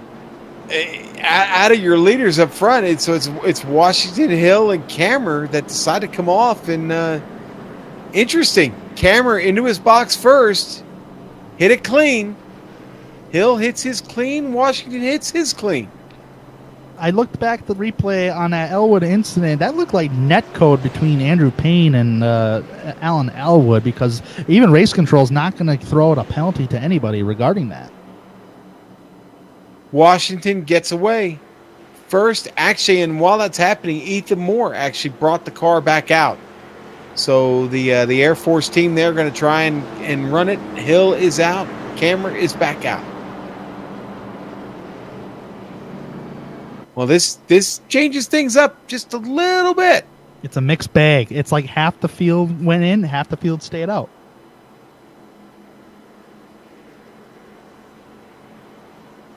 Now, this goes to show if tires are going to be really important here. I mean, the difference in tires is what here, Sean? I got to take a look at my stat sheet here. 10 laps. Oh, I'm sorry. Yeah. About 16, about 15. I'm going to go about 15. Yeah, 15. Yeah, 15 laps. So, realistically, right now, the top 6 have stayed out with Tanner Tellerico on the tail end of that. David Washington in 7th place is the freshest guy on 4 fresh tires. So we'll see if Washington can really take advantage of this and see how meaningful these tires really are. And I imagine it's going to be really meaningful, especially with the track temperature bouncing anywhere from 109 to 113 degrees. So, yeah. Well, and you know what? Washington's got to get through some cars that he does. They're a little dinged up, and so you wonder, how quickly is he going to be able to complete passes here, right? Well, you got to get around them successfully, right? Like I said, they're a little dinged up. If a car gets loose in front of you and you happen to be there, well, it might be the end of your race. So Washington's got to be very, very careful here as we get ready to rock and roll again here at ISM Raceway in the Dirty Air on Twitch 175 this evening at ISM Raceway here on the Global Sim Racing channel. Lights are out on the pace car, and this time it's Dylan Jones and Andrew Farnyards on the front row. Dylan Jones with a little camera time in the window licker. The window licker Ford Fusion there. Big note, Sean. Big note they keep in your mind. Wheel spin. These top 6 cars might have some drastic wheel spin, especially for those drivers who've already sustained damage here in this race, such as Campbell and Tanner Tellerico for sure. Sir. So this is going to be a restart here. Watch out for wheel spin, and let's see what Washington can do. I bet patience is written all over his forehead right now. Here we go. Green flag. And Farnyards stepped on the hammer hard. And he is away and away quickly. He gets away from Dylan Jones. It's the battle between Payne and Elwood back there, and Payne's going to get it. Gerald Campbell gets a great restart. Oh, that ain't going to work, Kyle Cammer. He thought about taking it 4 wide through the dog leg, and he backed out of it. Look at this. Ryan Hill, 3 wide. And that's Ryan Hill. He also took 4 fresh tires. They got rid of Tellerico. Now they're 2 cars, 4 fresh tires, have their set sight on Campbell. Campbell might drift up the hill here along with Elwood. Washington's taking advantage of the situation. Ryan Elwood was just in the wrong line. He's going to follow Washington. Oh, boy. Yeah, and Cameron's getting left behind here. He's got to get moving. He does not want to be back here behind Campbell. Oh, no. The door was slammed on Cameron. Yeah. It certainly was, and Hill side by side with Elwood up there. Camera gets right up to the bumper at Gerald Campbell. Washington battling with Andrew Payne right now. Pretty good battle here. Andrew Payne trying to do everything he can to keep this track position. I don't think it's going to work. Washington on far much better tires by about 15 laps. So is Ryan Hill. Washington successfully passes Payne, now targets Jones. Hill side by side, almost door to door here with Andrew Payne. And now look at Washington. He's changed up his line. He's going to try the outside line to go around Dylan Jones. Yeah, and this is the first time tonight. Pretty wide. Hill going all the way to the bottom there. Ooh, clowns to the left of me, jokers to my right. Here I am in the middle. Yeah, I was going to say this is the first time all night we've got to see how much the tires are worth, right? These two have just plowed through. So soon they're going to be targeting Farmyards eventually. Farmyards may have pulled away from all this battling here and working with that clean air. Now it's just a matter of what's going to happen between Ryan Hill and David Washington. Will they continuously battle, or would Hill just follow Washington and try to gain on Farmyards? Cameron just couldn't catch a break back there, man. He got tangled up. Oh, and trouble there for the 93 of Payne. He gets the wall coming out of turn 4. Cameron right up on his bumper now. Here comes Elwood with a run. And it seems like these two guys back here, Elwood and Cameron, just have... Actually, Elwood stayed out. Cameron's actually just the only one that's having a difficult time getting around these cars. Yeah. Despite being on fresher stickers. He's just not been able to get it done. Oh, contact! Number 18 back there made contact with Gerald Campbell. That 18 car is Shane Parrish. Boy, we've really not had a chance to highlight Parrish at all this evening. He's stayed towards the back, but boy, that was a real close call there. Yeah, him and Talarico. Parrish trying to battle back on the outside. Jesse Abraham down there on the bottom. Oh, man, Let's battle go back for the to race lead. though. It's going to be a battle soon. Here comes David Washington. He wants it back here, indeed. Right now, if a caution would have came out, this would be a praise for Farmyards, the way they're battling back there. But we still remain green and mean, because here comes Washington looking forward to take back his top spot. Well, you wonder now, have the tires started to balance out a little bit? It's now been a little over 11 laps. I still think Washington, I still think that his tires might be good enough that he may be able to pull off a pass. They got a little more grip in them, and they can get the power down a little more than the drivers that stayed out. Ryan Hill. Don't look now. Here comes Ryan Hill. Yeah. We got to remember, Farmyards really played the patience game on Washington throughout the first and second stage, with the exception of that last lap of the second stage. Now, what's Washington going to do? Is he going to return the favor or just go ahead and go for it? I assume he's going to have to go ahead and go for it soon, because he's got a Ryan Hill right behind him, who I don't think is going to play the patience game. Remember, Hill is one of the drivers on the bubble right now. He's got to be careful. Oh, he's got the bumper to him. That's the reason why.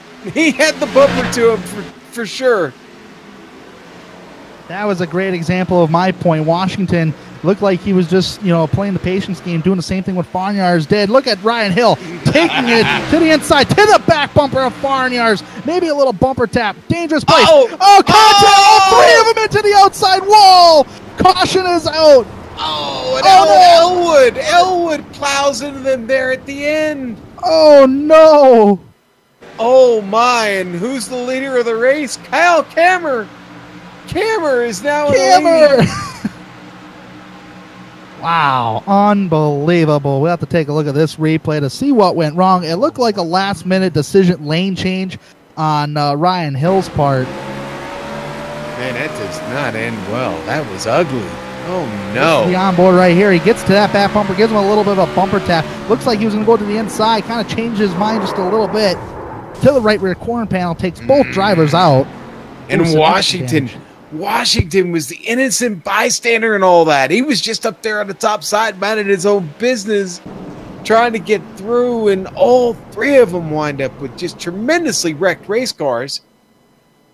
I sincerely hope this does not end up in a Jeff Gore and Clint Boyer fist fight later on.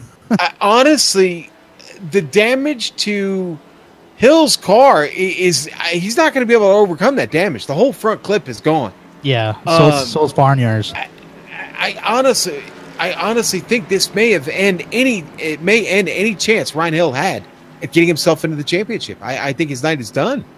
And that's a shame. I hate to say it, and I hate to call it early, but that was a darn shame. It really, really was. And Farnyards and Washington, they're both in. Okay, so they've got bad damage now. They probably won't win the race, but man, what this has done for Kyle Kammerer's chances, I'll tell you what, man. He's out of the pits. He's out first. Jesse Abraham stayed out because he came in at that last stop. But Kammerer right now, his destiny's in his hands here at the moment.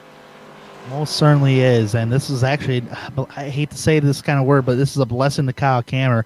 This really hurts, in my opinion, Ryan Hill and Alan Elwood, because remember, Elwood took the late hit after that caution came out head on, so that hurt both drivers. It's not going to affect Washington. It's really not going to affect Farnyards at all. So, that was just not the right time for racing like that. I'm putting the call out now, Kevin Fetty, wherever you are, we're going to need help with these points. So be ready to come visit with us at the end of the race if you're out there watching, buddy. Kevin Fetty, the points czar of the Simulation Stock Car Association. Man, well, I never try to be cliche, Tanner, but that changes everything. Don't you love the playoffs? I mean, there's some people that hate it, and there's some people that love it. Here's one of those reasons where that whole playoff racing just maybe come into play just a little bit, but asked me the wrong question. But this race is fun. It is. Yes, this race is fun, and the scenarios created by the playoffs, yes, have made this fun. So I don't know. Maybe I'll come around in a few years. Yeah. And another thing is too, we just then not only see that really brought up the excitement, but we've already seen some great excitement today from great side-by-side racing throughout the first and second stage there, Sean. All right, so I have my security blanket. Okay, if you haven't figured out by now, and listen, I was really good at math in school. I don't know what happened between then and now. Well, I have some suspicions, but anyway. We've got Kevin Fetty. He's got my back, and he'll be with us post race to sort out this mess that we have with the points. But the lights are out on the pace car here in the dirty air on Twitch 175 at ISM Raceway. Jesse Abraham stays out. He's got the point. Kyle Kammerer going to start on the outside. Payne Stanford right behind him. Pace car's off. We're waiting on Jesse Abraham, and he's gone. We are mean green and underway again across the line. Jesse Abraham gets a great start, doesn't spin the tires, but here comes Kammerer on those fresh ones, already to the right rear quarter panel. Yeah, it's still getting hairy because he got the dog leg, then he got turn 3, so it's still hairy. Abraham's in trouble on them older tires. Kammerer goes out to the front. Look at Kammerer go. And it's still 3 wide back there. Yeah, it's 3 wide. Gerald Campbell, the one on the inside, making it 3 wide there. Abraham stuck up in the middle. It's the 19 up there of Eric Stanford, though, making the move. Yeah, Abraham, he's a trouble. And they're still stacked up behind all of them there. Tallarico side by side with the 18. And that's the 18. Oh, contact. 18, yeah. Shane Parrish and Tanner Tallarico. Tallarico's still trying to gather it up. He's up into the wall. And it's 3 wide again. And Dillon's just going to squeeze through there. Oh, trouble between the two drivers, Shane Parrish and Tanner Tallarico. Yeah, that's going to bring out the caution. Yeah, I thought they had straightened it out. Shane and Tallarico had gotten together. It looked for a moment there like they would straighten it out, but no, not at all. Here we go, the replay here. You'll see them get together, and that just does not end well there for Shane Parrish or Tanner Tallarico. Just seems like the aggression has stepped up a little bit, Sean. And David Washington's in the pits? What happened to Washington? He's wrecked. The car's dead. Oh, no, I'm sorry. I'm okay. I was going to say, that was a previous there, Sean. Okay, I'm not good at math or memory. Oh, man, that was horrible. I can't. Sorry, folks. I had a. Oh, I'm not going to say that, but I had a moment there. Okay. I was going to mention a certain color of hair, and I probably shouldn't do that. So, anyway, yeah, I had a gray moment. I did have a senior moment. There we go. That's how. Well, I am approaching half a century. So anyway, pit stops are open right now as Shea Parrish leads him down pit road after that yellow flag. Everybody else stays out. I'm still shocked Jesse Abraham's still staying out. But I'm going to look back on this broadcast and really I'm going to have some trouble with the self-analysis there. And what exactly was I thinking there? And I thought David. I was trying to resurrect David from the dead there, obviously. All right. Well, listen, everybody's in a fuel window now. I mean, we'll restart with probably about 47 laps left to go. We really didn't have any. We've got the takers back there. Elwood, Hill. Elwood's got damage. Hill obviously's got damage. Farnyard's damage. Parrish, Tallarico, Washington, all hurt cars now. It's really just these 6 on track, all on the lead lap with each other. You've got Cameron, Payne, Stanford, Gerald Campbell, Dylan Jones. This championship, getting into it, really starting to play into Cameron's hands because, well, again, Elwood stuck there in the pits, heavily damaged car. Farnyard's going to get it. It really was for that 4th place. Andrew Payne,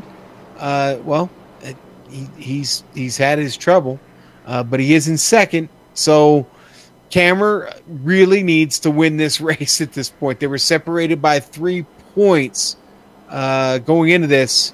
So, again, with Elwood, right now, where is Elwood? He's back there in 7th. Elwood was the guy sitting in 4th. So right now, Elwood still, I'm not calculating any points, but I don't know. It seems like if he could get a top 5 run, he's got a chance to hang on to that 4th spot and get himself into the playoffs.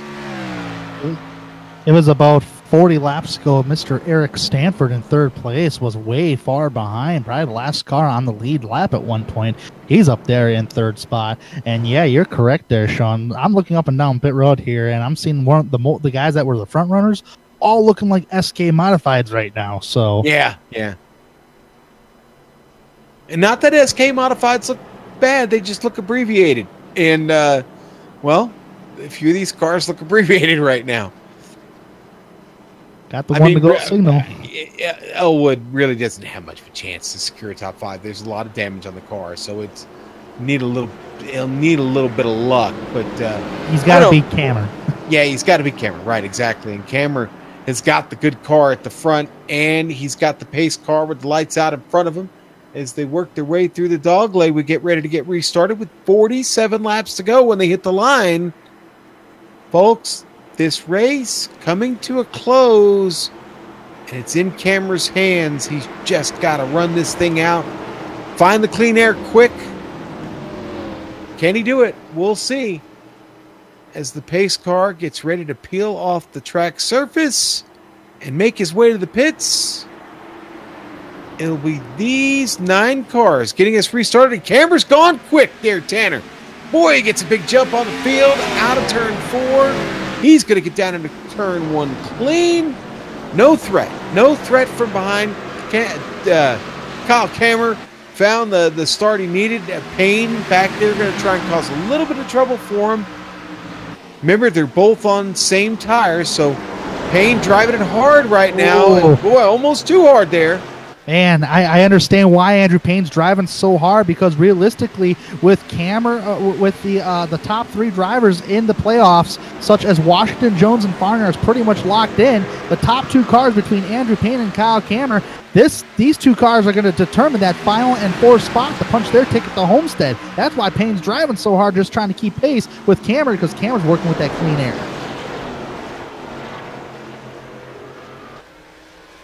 All right, so here's what I'm getting from Race Control. If Cameron or Payne win, they'll move into that 4th spot. Yep. If not, then Elwood should make it in by the points. So That's it. Oh, And, Gerald Campbell gives a little bump to Andrew Payne. That was an aggressive Wow. bump, it looked like. It Here comes Dylan Jones. It certainly did look aggressive, didn't it? Payne did a really, really good job of taking that shot and carrying on with his business. And his business right now is good as he's really giving Kyle Cameron all he can handle here. Jones and Campbell are really pushing pressure here. Even though they're battling side by side, they're battling hard with each other here. Andrew Payne still keeping the tabs on Kyle Cameron. Yeah, and I tell you what.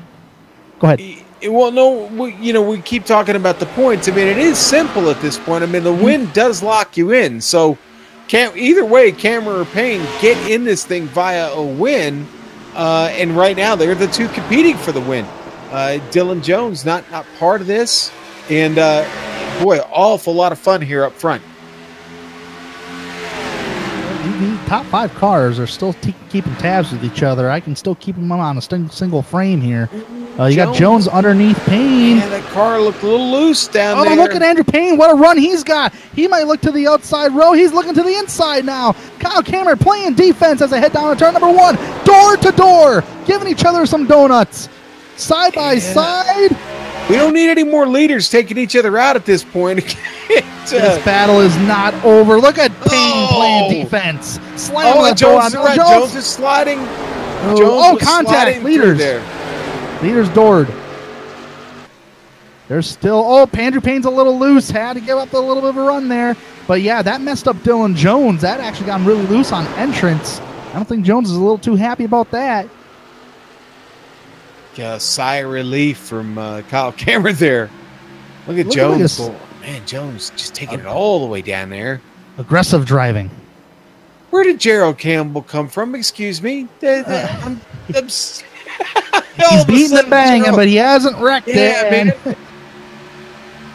I'm sorry, Gerald. I didn't realize you were actually still a contender in this thing, and now all of a sudden he's up here trading shots with Andrew Payne. And again, Kyle Cameron with a bit of a sigh of relief is you don't want to drive out of your mirror, but if you don't want to drive out of your mirror, but if you need a little bit of entertainment, there's plenty of it there at the moment. Campbell gets tight and loose. and then loose. Yeah. Man, these cats are just all over each other in the top 5, and Cameron's just like, man, can this race be over yet? Contact between Jones and Campbell did not affect Campbell, but it affected Jones on entrance. Yeah, Jones officially has no tires left on that car. He's been sideways a few too many times. Look at him battling with Andrew Payne once again, man. He's doing a crossover move here and going back at it. Talk about hot spots on the tires. Dylan Jones definitely got him. Hey, you know what? Have we seen a race this exciting in a while out of this group? We've seen great races all season, but I mean the excitement factor on tilt this evening. And no, we have not. Realistically, we've seen some great races throughout the season, but as far as great balance of position and crossover moves, this one really takes the cake. And I'm just curious, man, with all this excitement building up, what does Homestead have in store for us? The championship race. Who's going to win that championship? Oh man, the story just keeps on getting even more exciting. Well, Kyle Cameron is trying to win himself into this race. Look at Campbell go. Look at Campbell working that outside row now. Again, the late speed from Campbell, a bit of a surprise. If he was talking to you, Sean, he'd probably be like, Sean, but I didn't wreck it yet. Well, I mean, he's dinged it up a little bit. He's got a little bit of damage to the car, but not much. And Dylan Jones almost got him wrecked that time. Boy, Dylan was connected with that left rear quarter. Luckily made no contact, and fortunately no net code, and Jones gets another run on him. Boy, and that gets the rear end of Gerald Campbell's car a little bit light. Campbell going to go up to the middle. Jones down on the inside. No, and he comes back up across the track right behind Campbell. It's like watching a tennis match back here between these two. Yeah, I'm going to say these three, soon to be these four. It's been a tennis match. Yeah.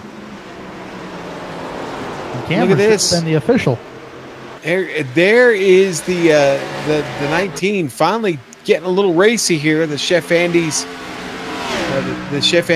Ford moving here.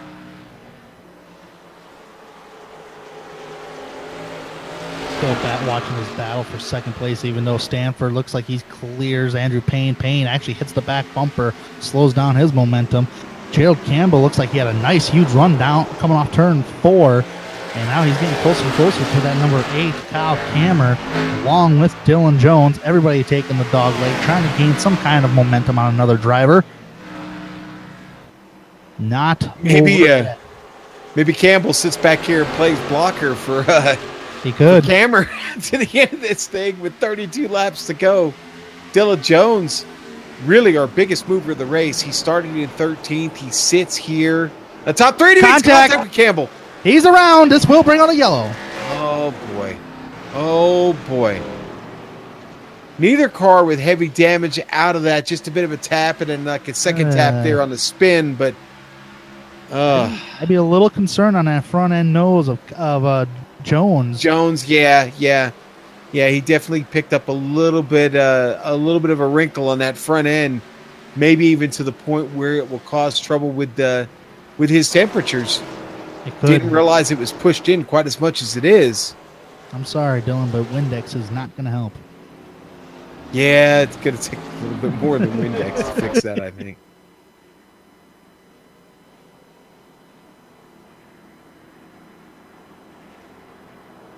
All right. Well, Kyle Kammer still controls his own destiny. He's fortunate there. There's a lot of aggressive racing going on here. You know, all these guys, they smell the blood in the water. They know their window is closing, their opportunity, and it's been very, very racy in this third stage. And, well, here comes our leader in for what we expect will probably be the last time here unless we catch another caution, and it's worth it to give up the position for the tires. But Kammer taking it now.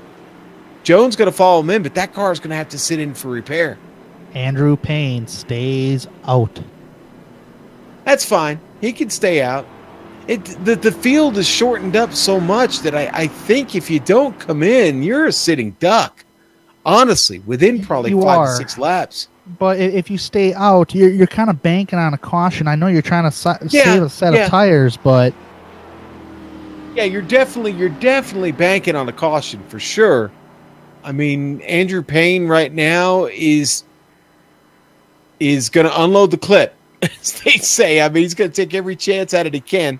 Realistically, Sean, every driver that has visited pit road today with a small field here today, it's kind of a little easier to keep track of who's taking what kind of tires. No driver has taken 2 sets of tires. Every time a driver has visited pit road, it's either taken the damage to fix, which some of them are, but these guys are running up towards the front, have came down and taken a 4 set of tires. So here we go. I mean, Payne's gotta have. I don't think he's got enough fuel to finish up there, and I got to be honest. I mean, look where Kammer's going to restart. Kammer's right back out. He's got fresh tires. He's got all the fuel he needs to the end. I don't know, man. I don't even think he needs to come back in if we get another caution and use that last set of tires.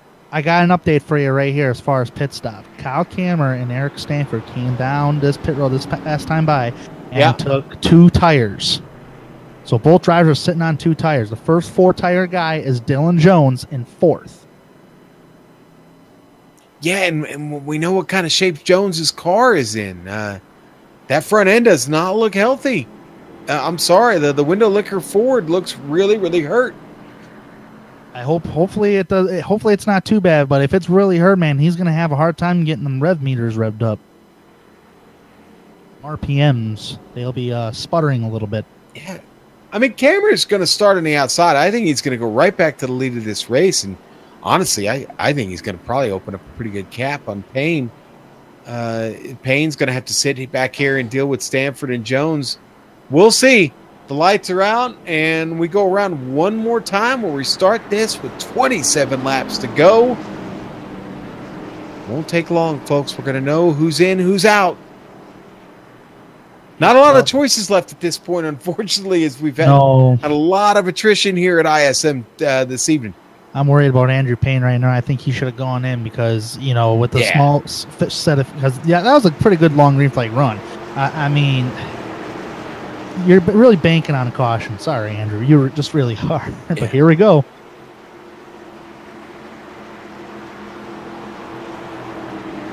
All right, pace car's off. And Payne is going to have to do something special here, and he does by getting a great jump. Doesn't spin the tires. Cameron, not quite as quick, and boy, Elwood gets checked up in the back of the field. Everybody's got to scramble around him. Cameron already with a hole shot there in a 1. Oh, and they make contact a little bit there, and Cameron gets slowed down, but he's still got enough momentum. Here comes Dylan Jones. Gerald Campbell. Oh, that's a pinata full of bees. Oh, contact! Stanford and Jones made contact. They're 3 wide in the back of the pack. I think Cameron Payne made contact up there. Oh, Stanford's in trouble. And he's in the wall. Stanford's in the wall. Caution. Right there at the line. Yep, yellow is out. Andrew Payne is still the leader. And we might as well just go ahead and take in this whole restart here. Especially since I feel foolish now because Andrew Payne's going to have a chance. He got a quick yellow. That's really what he needed. Here's the restart. You see the number 19 on the inside there. That's the Chef Andy's car, the Ford Fusion. There is almost contact between Cameron and Payne up there.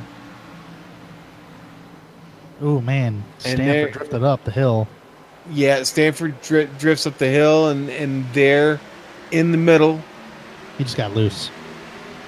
Yeah, that was it. All by himself, and he hits that retaining wall there, and the safer barrier, and not too safe. A lot of damage. Well, Cameron doesn't manage to get around Payne there before we get the caution. Payne's doing this here with a pretty beat-up car himself. The right front, not healthy. It's got a little bit of damage on the right rear. But he is our leader, and he has not come to the pit. He has stayed out on track. Get lucky once. I don't think you're going to get lucky a second time there, Andrew. I mean, are you tempting fate there? I mean, really? It's like, I just don't know. I mean, a little over 20 laps to go. I mean... There's a little more than 20 laps, but I mean, I'm just worried about them that green flag run because we've seen it countless times today.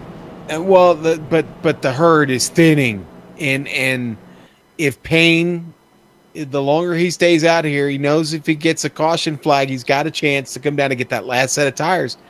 And you know what? The further away he gets from Kyle Cameron's last pit stop, the better chance he's got of actually winning this race. His only chance to get in. Yeah, I mean, I agree with our director. He's dropping back for the Hail Mary here. Yeah, I mean, take me to boot camp and teach me something here. I mean, I'm not sure, but we'll wait and see. So far, it's kind of paying off in his favor. Kyle Cameron, we already seen what kind of run he can get, and he's only on 2 tires. Dylan Jones was just backed up in traffic, couldn't really take his runs anywhere, so we really don't know how good his car is just yet. Looked like he was able to keep up with the field at least. This ain't over yet, that's for sure. Yeah, no, it's not, man. It really is gonna come down to the final laps of this race, as every great championship battle should. I mean, really. Even though it's a playoff format, I say even though I'm not knocking the playoff format. What I'm saying is that this is really the way it should end, right? With everything on the line and guys, with one last chance to drop back and throw that Hail Mary that we talked about. And who knows, Tanner? Maybe we get that green-white checker finish for the big decision of who's in and who's in. At the rate we're going, that seems like the likeliest scenario. Oh, man, if you get that green-white checkered, man, the gloves are off, and I already thought the gloves were off about the last, maybe 40, 50 laps now. So... Well, as my Irish friends say, we've got the real Donnybrook going here this evening. So, all right, here we go. And the lights are out. So it's time to get restarted. Can Cameron get a pass pulled off clean here quick? We'll see. Yeah, I is right. Andrew Payne all of a sudden there looked like he might have had a little bit less than desirable internet connection there. Easy for me to say. All right, here we go. Pace car going to take him through the dog leg here, maybe for the last time. We don't know. It's been awful chippy here in the third stage, and it could get even chippier. That's a hockey term, this folks. time by. It's hockey season. All right, here we go. Andrew Payne gets ready to get him restarted out of 4. Pace car looks to pull off. It's there, down below the yellow line. Payne waits out of 4, and now he's gone. Andrew Payne on the loud pedal across the start-finish line. He is our leader in the 1. What has Cameron got? Closes the door on Dylan Jones behind, and he almost gets it up and gives him a shot. That was a mistake on Cameron's part. Cameron gave him a shot, almost gets run over by Dylan Jones. Look, Campbell. Yeah, Gerald Campbell, man. It just shot out of a cannon. Here comes Gerald Campbell. Oh, man. Oh, and they're all getting stacked up down there together. This does not look good. Not looking good for Cameron, but Gerald Campbell. What is Jesse Abraham doing in this? I have no idea. He pulled another Gerald Campbell. Oh, man, them tires are really hurting Payne right now. But look at Cameron. Did you see that? Cameron almost lost it. Cameron almost lost it and this race right there. And that cost him positions on the track. Yeah, look at this. I mean, all right, so he's finally going to get around his big competition there in Andrew Payne. But, boy, they've opened up a gap in front of him. He's got to get around these 3 cars. Gerald Campbell all of a sudden is the leader of this race. I don't know what's going on anymore. We've got just over 18 laps left to go. Yeah, you got Jesse Abraham up there in second. Yeah. He's battling with Dylan Jones right now. So, oh, man, look at that close quarter contact between the Jones and Abraham. Jones still not giving up without a fight, and unfortunately he lost that battle off turn 4. I really... Jesse Abraham, where have you been all my life? I mean, seriously, a non-factor for most of this race, but a great drive. It's got him up here now battling for the podium. Not only that, an outside chance of maybe even getting a win here, but Gerald Campbell, I think, is the real story at the moment. Oh, contact! Abraham's around! And Cameron avoids the wreck while getting loose. Caution is out. That would be a good onboard right there with Cameron. Wow, he dodged a bullet.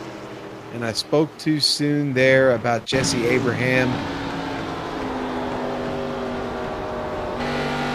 We gotta, yeah. Oh, yeah, damn. You know what? It's looking like it was maybe a bit of net code. In fact, it was. I did not see the contact. Now, Jones gets a little bit of contact on the right rear as he gets by. But that all pretty innocent there. Well... what do we do now? Payne is, you got to get tires, Andrew. I'm sorry, but he's coming down pit road now. Yeah. Keimer's staying out. Payne, the first one dropping. Yeah. So there you go. So Stanford's, I'm sorry, not Stanford, but Payne is in. Listen, he's going to come out with tires that are about 15 laps better. And, boy, that might be enough. That really, really might be enough. Gerald Campbell should be lined up, about 6th place, 5th or 6th place, with the exception of Dylan Jones, because he has to go to the tail end Charlie. Well, Gerald Campbell has worked his way back up to the front of the field. He started this race in 3rd, had a really, really good qualifying effort, but he found trouble early.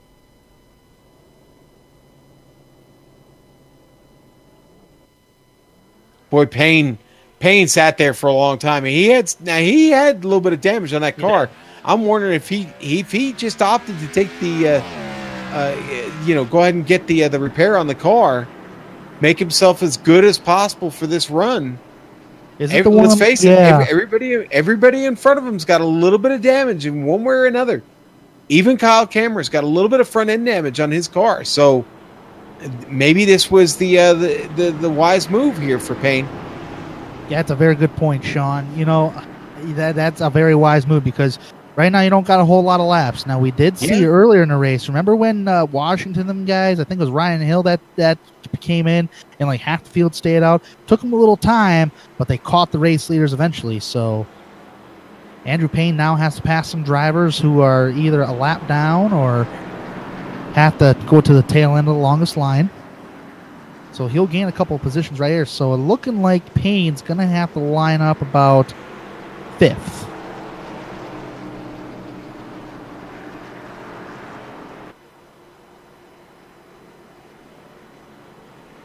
Well, I'm excited. I'm amped up for this finish. It ain't over. No, it's not. Yet. It's not at all.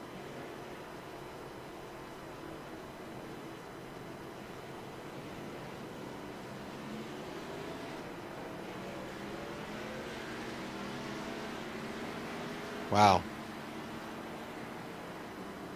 I honestly think Cameron's just got to get the jump here. It's really one of the only chances he's got. He's got to get around Campbell. He's got to clear him. He's got to clear him quick because Payne's going to be coming like a freight train. Yep. And Cameron, he was caught sleeping on that last restart big time. Yeah, so he was. You got to pay attention when the leader's going to go right now so you don't lose all that track position again. That's what put him in the bind. So here we go, turns 3 and 4. We're coming to you, Sean. Yes, they are. And so is the Ford Mustang pace car, and he's off. He or she could be either driving. We don't know. Here we go. Campbell got another great start, man. Cameron, he didn't quite fall asleep on it, but he certainly didn't get a start that he would have liked. And now he gets the run. Ooh. Boy, yeah. Boy, great run. Here comes Payne. Yeah. Boy, I just probably shouldn't say anything at this point. Payne is contact back there. Stanford and Abraham doored pretty good there. But I tell you what, Andrew Payne's not going to be denied despite losing all that ground because he wants to punch his ticket to Homestead. So does Kyle Cameron, but the fastest guy right in this mix is Payne. No, Payne. For all our questioning we did of Andrew Payne. Oh, he got loose, but he still hung on to it. For all the questioning, though, we did of Andrew Payne, I think he might have had the right idea here. I think he knew which way the wind was blowing. Right now, it's him and Cameron side by side off of turn 4. Payne trying to win the battle down into turn 1. I think he's got a shot here. Ooh, Cameron doing everything he can by pinching Payne down like that. But the problem is that grip is on Payne's side. Yeah, you know what? Cameron makes a little bit of an evasive move there. He thought he was a little bit closer than he actually was, and that's going to cost him a spot. Payne is going to get clearly into second now, and Gerald Campbell, watch out. Oh, and Payne was a little squirrely there off of 4. Gerald Campbell now feeling the pressure as the 93 is breathing and sniffing for that race lead. Go sniffing again. It's not sniffing. He can smell that wind. He can smell Homestead. Them pine trees down there, man. Dylan Jones getting by the 8th car of Cameron. Palm trees or pine trees? We're in the desert. Sorry. Okay, all right. All right, I'm getting a little loopy too. Trust me, I get it. Here comes Payne now with a big run. Almost too big of a run there. He had to back out of it again. I bet you $1 bill right here. Campbell's playing defense. Can you believe Cameron is actually falling behind Dylan Jones? Where is Dylan? How is Dylan making this work? I don't know. Here goes Payne to the inside. Oh, man, he almost hit that inside wall, too, from Campbell pushing him down there. But Payne needs to get by Campbell ASAP because here comes Dylan Jones. He got by Campbell without no trouble. Battle for that top spot, though. Going to be difficult for Campbell here. And I know Jones, he's coming quick as well. And looks like Payne's going to successfully get the pass. Oh, Campbell gets the wall. Here comes Dylan Jones.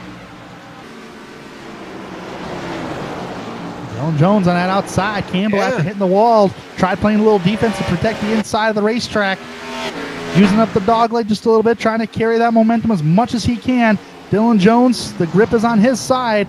He got by Campbell. One more car to go. Tell you what, that is the best driving wreck race car I've ever seen in my life. Dylan Jones wheeling that car right now. But Andrew Payne with 5 laps to go and a shot to get to the final at Homestead. Got about 6 to go here this time by Sean. But yeah, you're right. Exactly. But it's still, yep, it's that math again. But Dylan Jones, he's got a little time to get there. It's just a matter of when. Both drivers got fresh set of stickers. Oh, Jones is on 24. Yeah, oh, then Payne should out be there in those tires for a while. Yeah. All right, then Payne's got this thing made.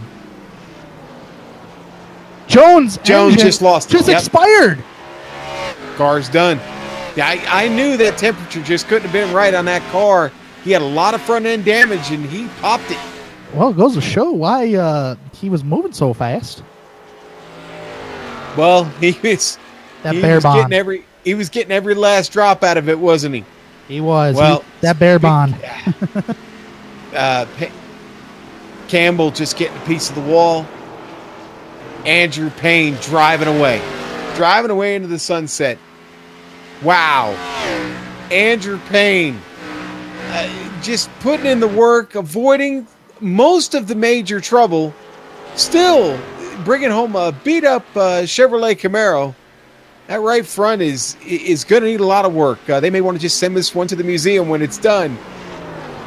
But Andrew Payne needed to win this race to get in, and he's going to do it. He's going to lock himself in. Alan Elwood, unfortunately, unless something changes here, is going to miss out. And that is just crushing for Alan because he stayed in this race and tried to remain competitive. Back there in 8th, it's not going to be good enough.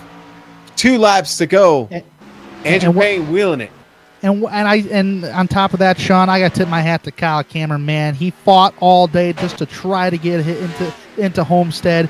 It looks like it's not going to happen today, as the race leader, Andrew Payne, going through turns 3 and 4, is going to come take the white flag and punch his ticket to Homestead. Yeah, you know what? These guys might have made it easy for us. I may not need Kevin Fitty's help to figure this one out with 1 lap to go here in the dirty air on Twitch. 175 ISM Raceway. Andrew Payne going through the dog leg one last time. Cuts it off kind of shallow there and doesn't need to pick up any time because he's got the lead of this race and he's got an opportunity to win a championship now as he sets up out of 4, comes down to the start-finish line. Andrew Payne wins the biggest race of the season for him to get himself in this championship at Homestead Miami Speedway next week. Gerald Campbell with a second place run, and poor Kyle Cameron, man. He was in control of this race, probably had one of the best cars in the field after the leaders took themselves out a long time ago, and comes up short with how can you say you come up short with a 3rd place finish? He needed to win, and 3rd's not going to be good enough. Hopefully we'll get a chance to talk to him and others when we come back from break here. We need just a couple minutes away. We'll come back with the results, driver interviews, and congratulate everybody that is making on to this championship. But Tanner, it was a great run. We'll be back in just a few minutes here on the Global Sim Racing Channel.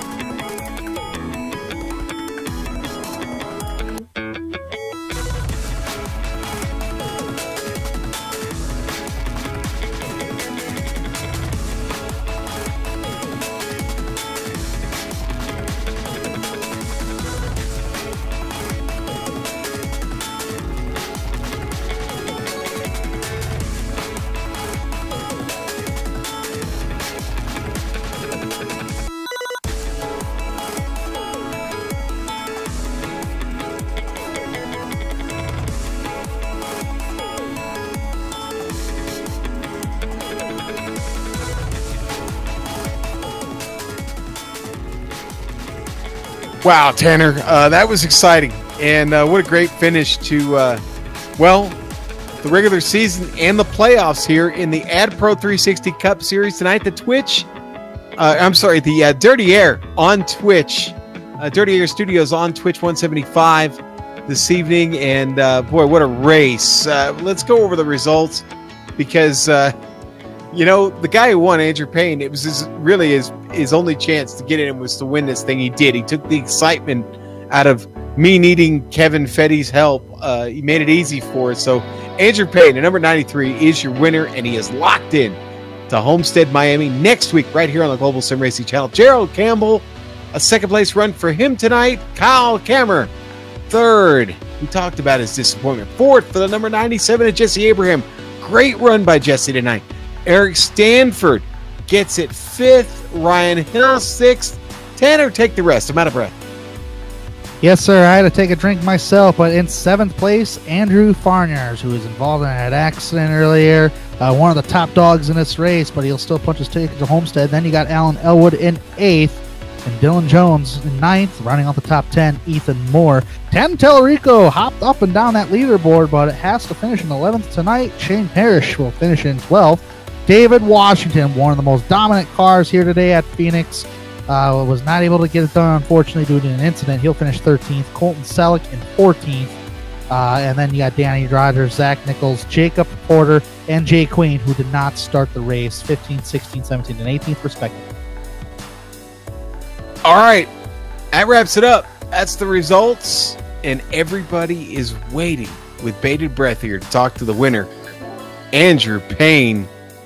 Andrew, I'm jacked up, man. That was a great race. It was a great finish. Congratulations. How do you feel? Oh my gosh, that was so much stress lifted off my shoulders there with that win, especially with it being the last race in this round. Your last opportunity. You really had to win this thing to get in. I mean, it was really the only option. You were close mathematically, but dude, it all came together for you. Could you believe that when the leaders took themselves out?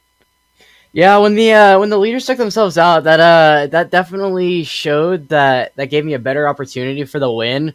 But like I did not know how to think about that, like where to go from there strategy wise. I just knew that it would be a better chance from there. All right, well then that leads me to my next question. You talked about strategy. Do you have somebody on the box helping you out that was kind of crunching those numbers for you and talking to you through this, or are you doing that all on the fly by yourself? I had a little help there from a couple of my crew that were telling me when and when not to take tires. Okay. Hey, listen, there's no shame in your game there, man. That's an advantage that anyone who has an opportunity to use should use.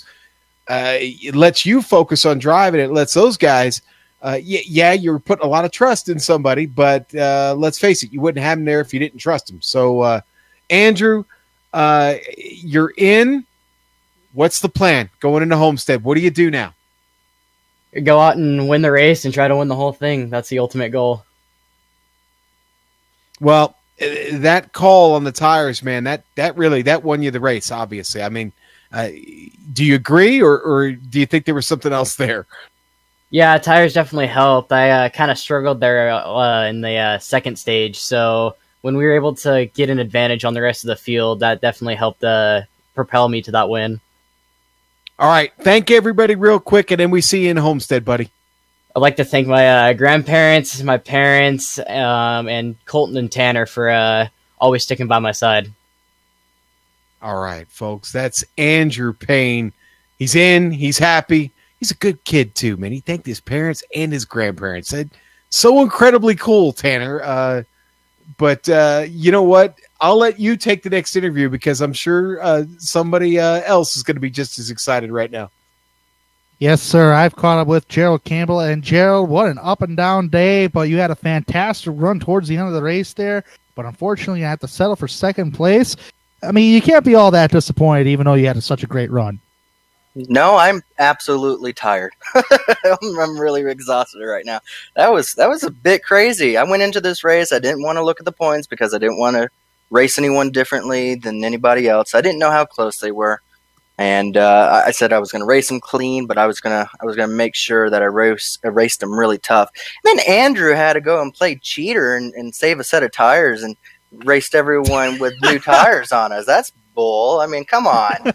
You try to be fair in here, but no, I'm sure that really sealed the deal for him getting in, obviously. So my main reason getting in here, I actually didn't get any lap of practice until, just getting on to here, was mainly for next week at Homestead for me in the Xfinity cars. I'm racing for the championship. Not so much practicing because of the racetrack, but practicing because of the intensity. Having this intensity of have to win and have to go fast and have to push yourself. And I kind of put myself in the same shoes as them, going, I got to beat these guys. To kind of prepare myself for Homestead next week. So I'm jacked up. Are we going to do another 100 laps of that? Because that was, I don't know if it was fun on your guys' end, but that was fun in the race car. Andrew Payne took me to school on his strategy. You kept the excitement up, and you still came out with a great finish here tonight. That's great there, Gerald. It was very exciting indeed, especially up here in the booth watching you guys go at it, beating banging doors. And you mentioned Homestead, Gerald. What's Homestead looking like for you? You think you can top off a victory before the season is over with? I'm going to race. I mean, I've won this in this series earlier this year at New Hampshire, but I'll race at Homestead just like I raced today. I'll try to be clean, but again, I'm a racer. I want to win. I want to win, and if maybe I'll pull out a Andrew strategy and get some tires and maybe beat all those guys racing for a championship next week at Homestead and show them that maybe I should have been in the Cup Series this year. Have a set of tires left before that checkered flag falls there, Gerald, for next week. But thank you for taking the time to talk with us. Congratulations on a whale of a run here today, even though it's a second place. And we hope you can see you in Victory Lane next week at Homestead Miami Speedway. It was fun. Thank you, guys. That was Gerald Campbell finishing the second position. And, Sean, you've caught up with the guy who had a whale of a race to try to punch a ticket in the playoffs, Kyle Kammer. Yeah, Kyle, listen, podium finishes are great, but you needed to win, and, man, you were so close, and Andrew Payne takes the late tire strategy there. Talk to us about it. I hope you're not too disappointed right now. You ran a hell of a race, dude. Yeah, we I mean, I don't know what we could have done different. I mean, congratulations to Andrew. Saving that set of tires is definitely what made the difference for him. And we worked our way out front with, I think it was like 50 laps to go or whatever it was. And I thought we were just going to cruise out there. And then we had the caution after caution after caution and brought those tires into play. And so it's a little disappointing because, we needed to win to get in. And that's what we were going after, but the way that things played out, I don't know that we could have done it, any differently. And we talked so much about strategy and where people finished at this point. How incredibly tough was this track tonight? I haven't asked anybody that yet.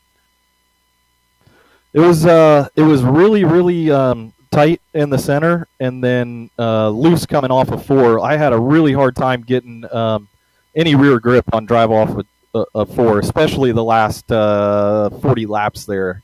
It was really tough to get the power down. You were almost not even getting to full throttle until the start-finish line. Yeah, I'd say sometime from about the early part of the second stage on, I saw a lot of cars struggling coming off turn 4. Is that more track or heat, temperature out, or a combination of both? Yeah, I think just everybody, pretty much running the same line, throwing the rubber down there. It just got heated up, got slick, and we couldn't get the grip down. And running in the fixed series, you can't make any changes to these cars to get more rear grip as the run goes on. So you're just kind of stuck trying to figure it out. Yeah, you're kind of the unwilling passenger, just kind of riding along and fighting through it. Kyle, you fought hard all night, man. You gave us one heck of an entertaining race, and I'm gutted for you, man. I personally am. I really thought that was yours, and you kind of had it stolen from me tonight. I hate that for you, but listen, man, we'll look forward to seeing you at Homestead. I know you'll race as hard as you can and probably try and put it on these guys and win that one if you can. Yeah, we got to get another win, and there's only one more race left, so we're definitely going for it. Well, Kyle, one last chance to thank everybody here, and then we're going to let you go. Yeah, I just want to give a big thank you to Box Crush and Interstate Batteries All Battery Center in Sandusky, Ohio, and Concord, North Carolina. They've been riding along with me on the car all year, and appreciate their sponsorship. All of my teammates over at Aegis, Dave Dillon, Andrew, Eric, Ross was sitting up on the box tonight helping me calculate, the stage points, where we sit, what do we got to do, and figuring out, okay, only option we have in the third stage is to go get the win. And my wife for letting me do this, and my dad for teaching me how to drive, man. Man, that's another story you and I are going to have to hook up on some other time. I had a dad that taught me how to drive as well, and used to race a little bit himself. So, Kyle, congratulations, sir. We'll see you in Homestead. Sorry things didn't turn out for you tonight, but again, a great race, bud. We appreciate you. Thanks, Sean. All right, that's Kyle Kammer. Third place finish for him tonight, but it's set. We know who's in. We certainly know who's out, but here we go. It's Washington, Jones, Payne, and Farnyards. There are your 4 drivers competing next week at Homestead, Miami for this championship. I want to thank Dirty Air Studios, our sponsor this evening of the Dirty Air Studios on Twitch. 175 Dirty Air Studios is an iRacing media production company. They provide top-of-the-line professional videos, graphics, pictures, and paints. Yes, paint jobs for all things sim racing. Visit them on their Facebook page, Dirty Air Studios. AdPro 360. Yeah, they've been the title sponsor all season.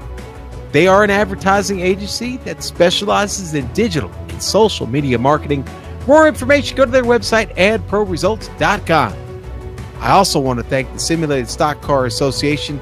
We've only got a few races left under the SSCA banner before it becomes podium. And big news there for 2019. So to everyone in Simulated Stock Car Association for organizing this AdPro 360 Cup Series and contracting with GSRC to broadcast it, we thank you.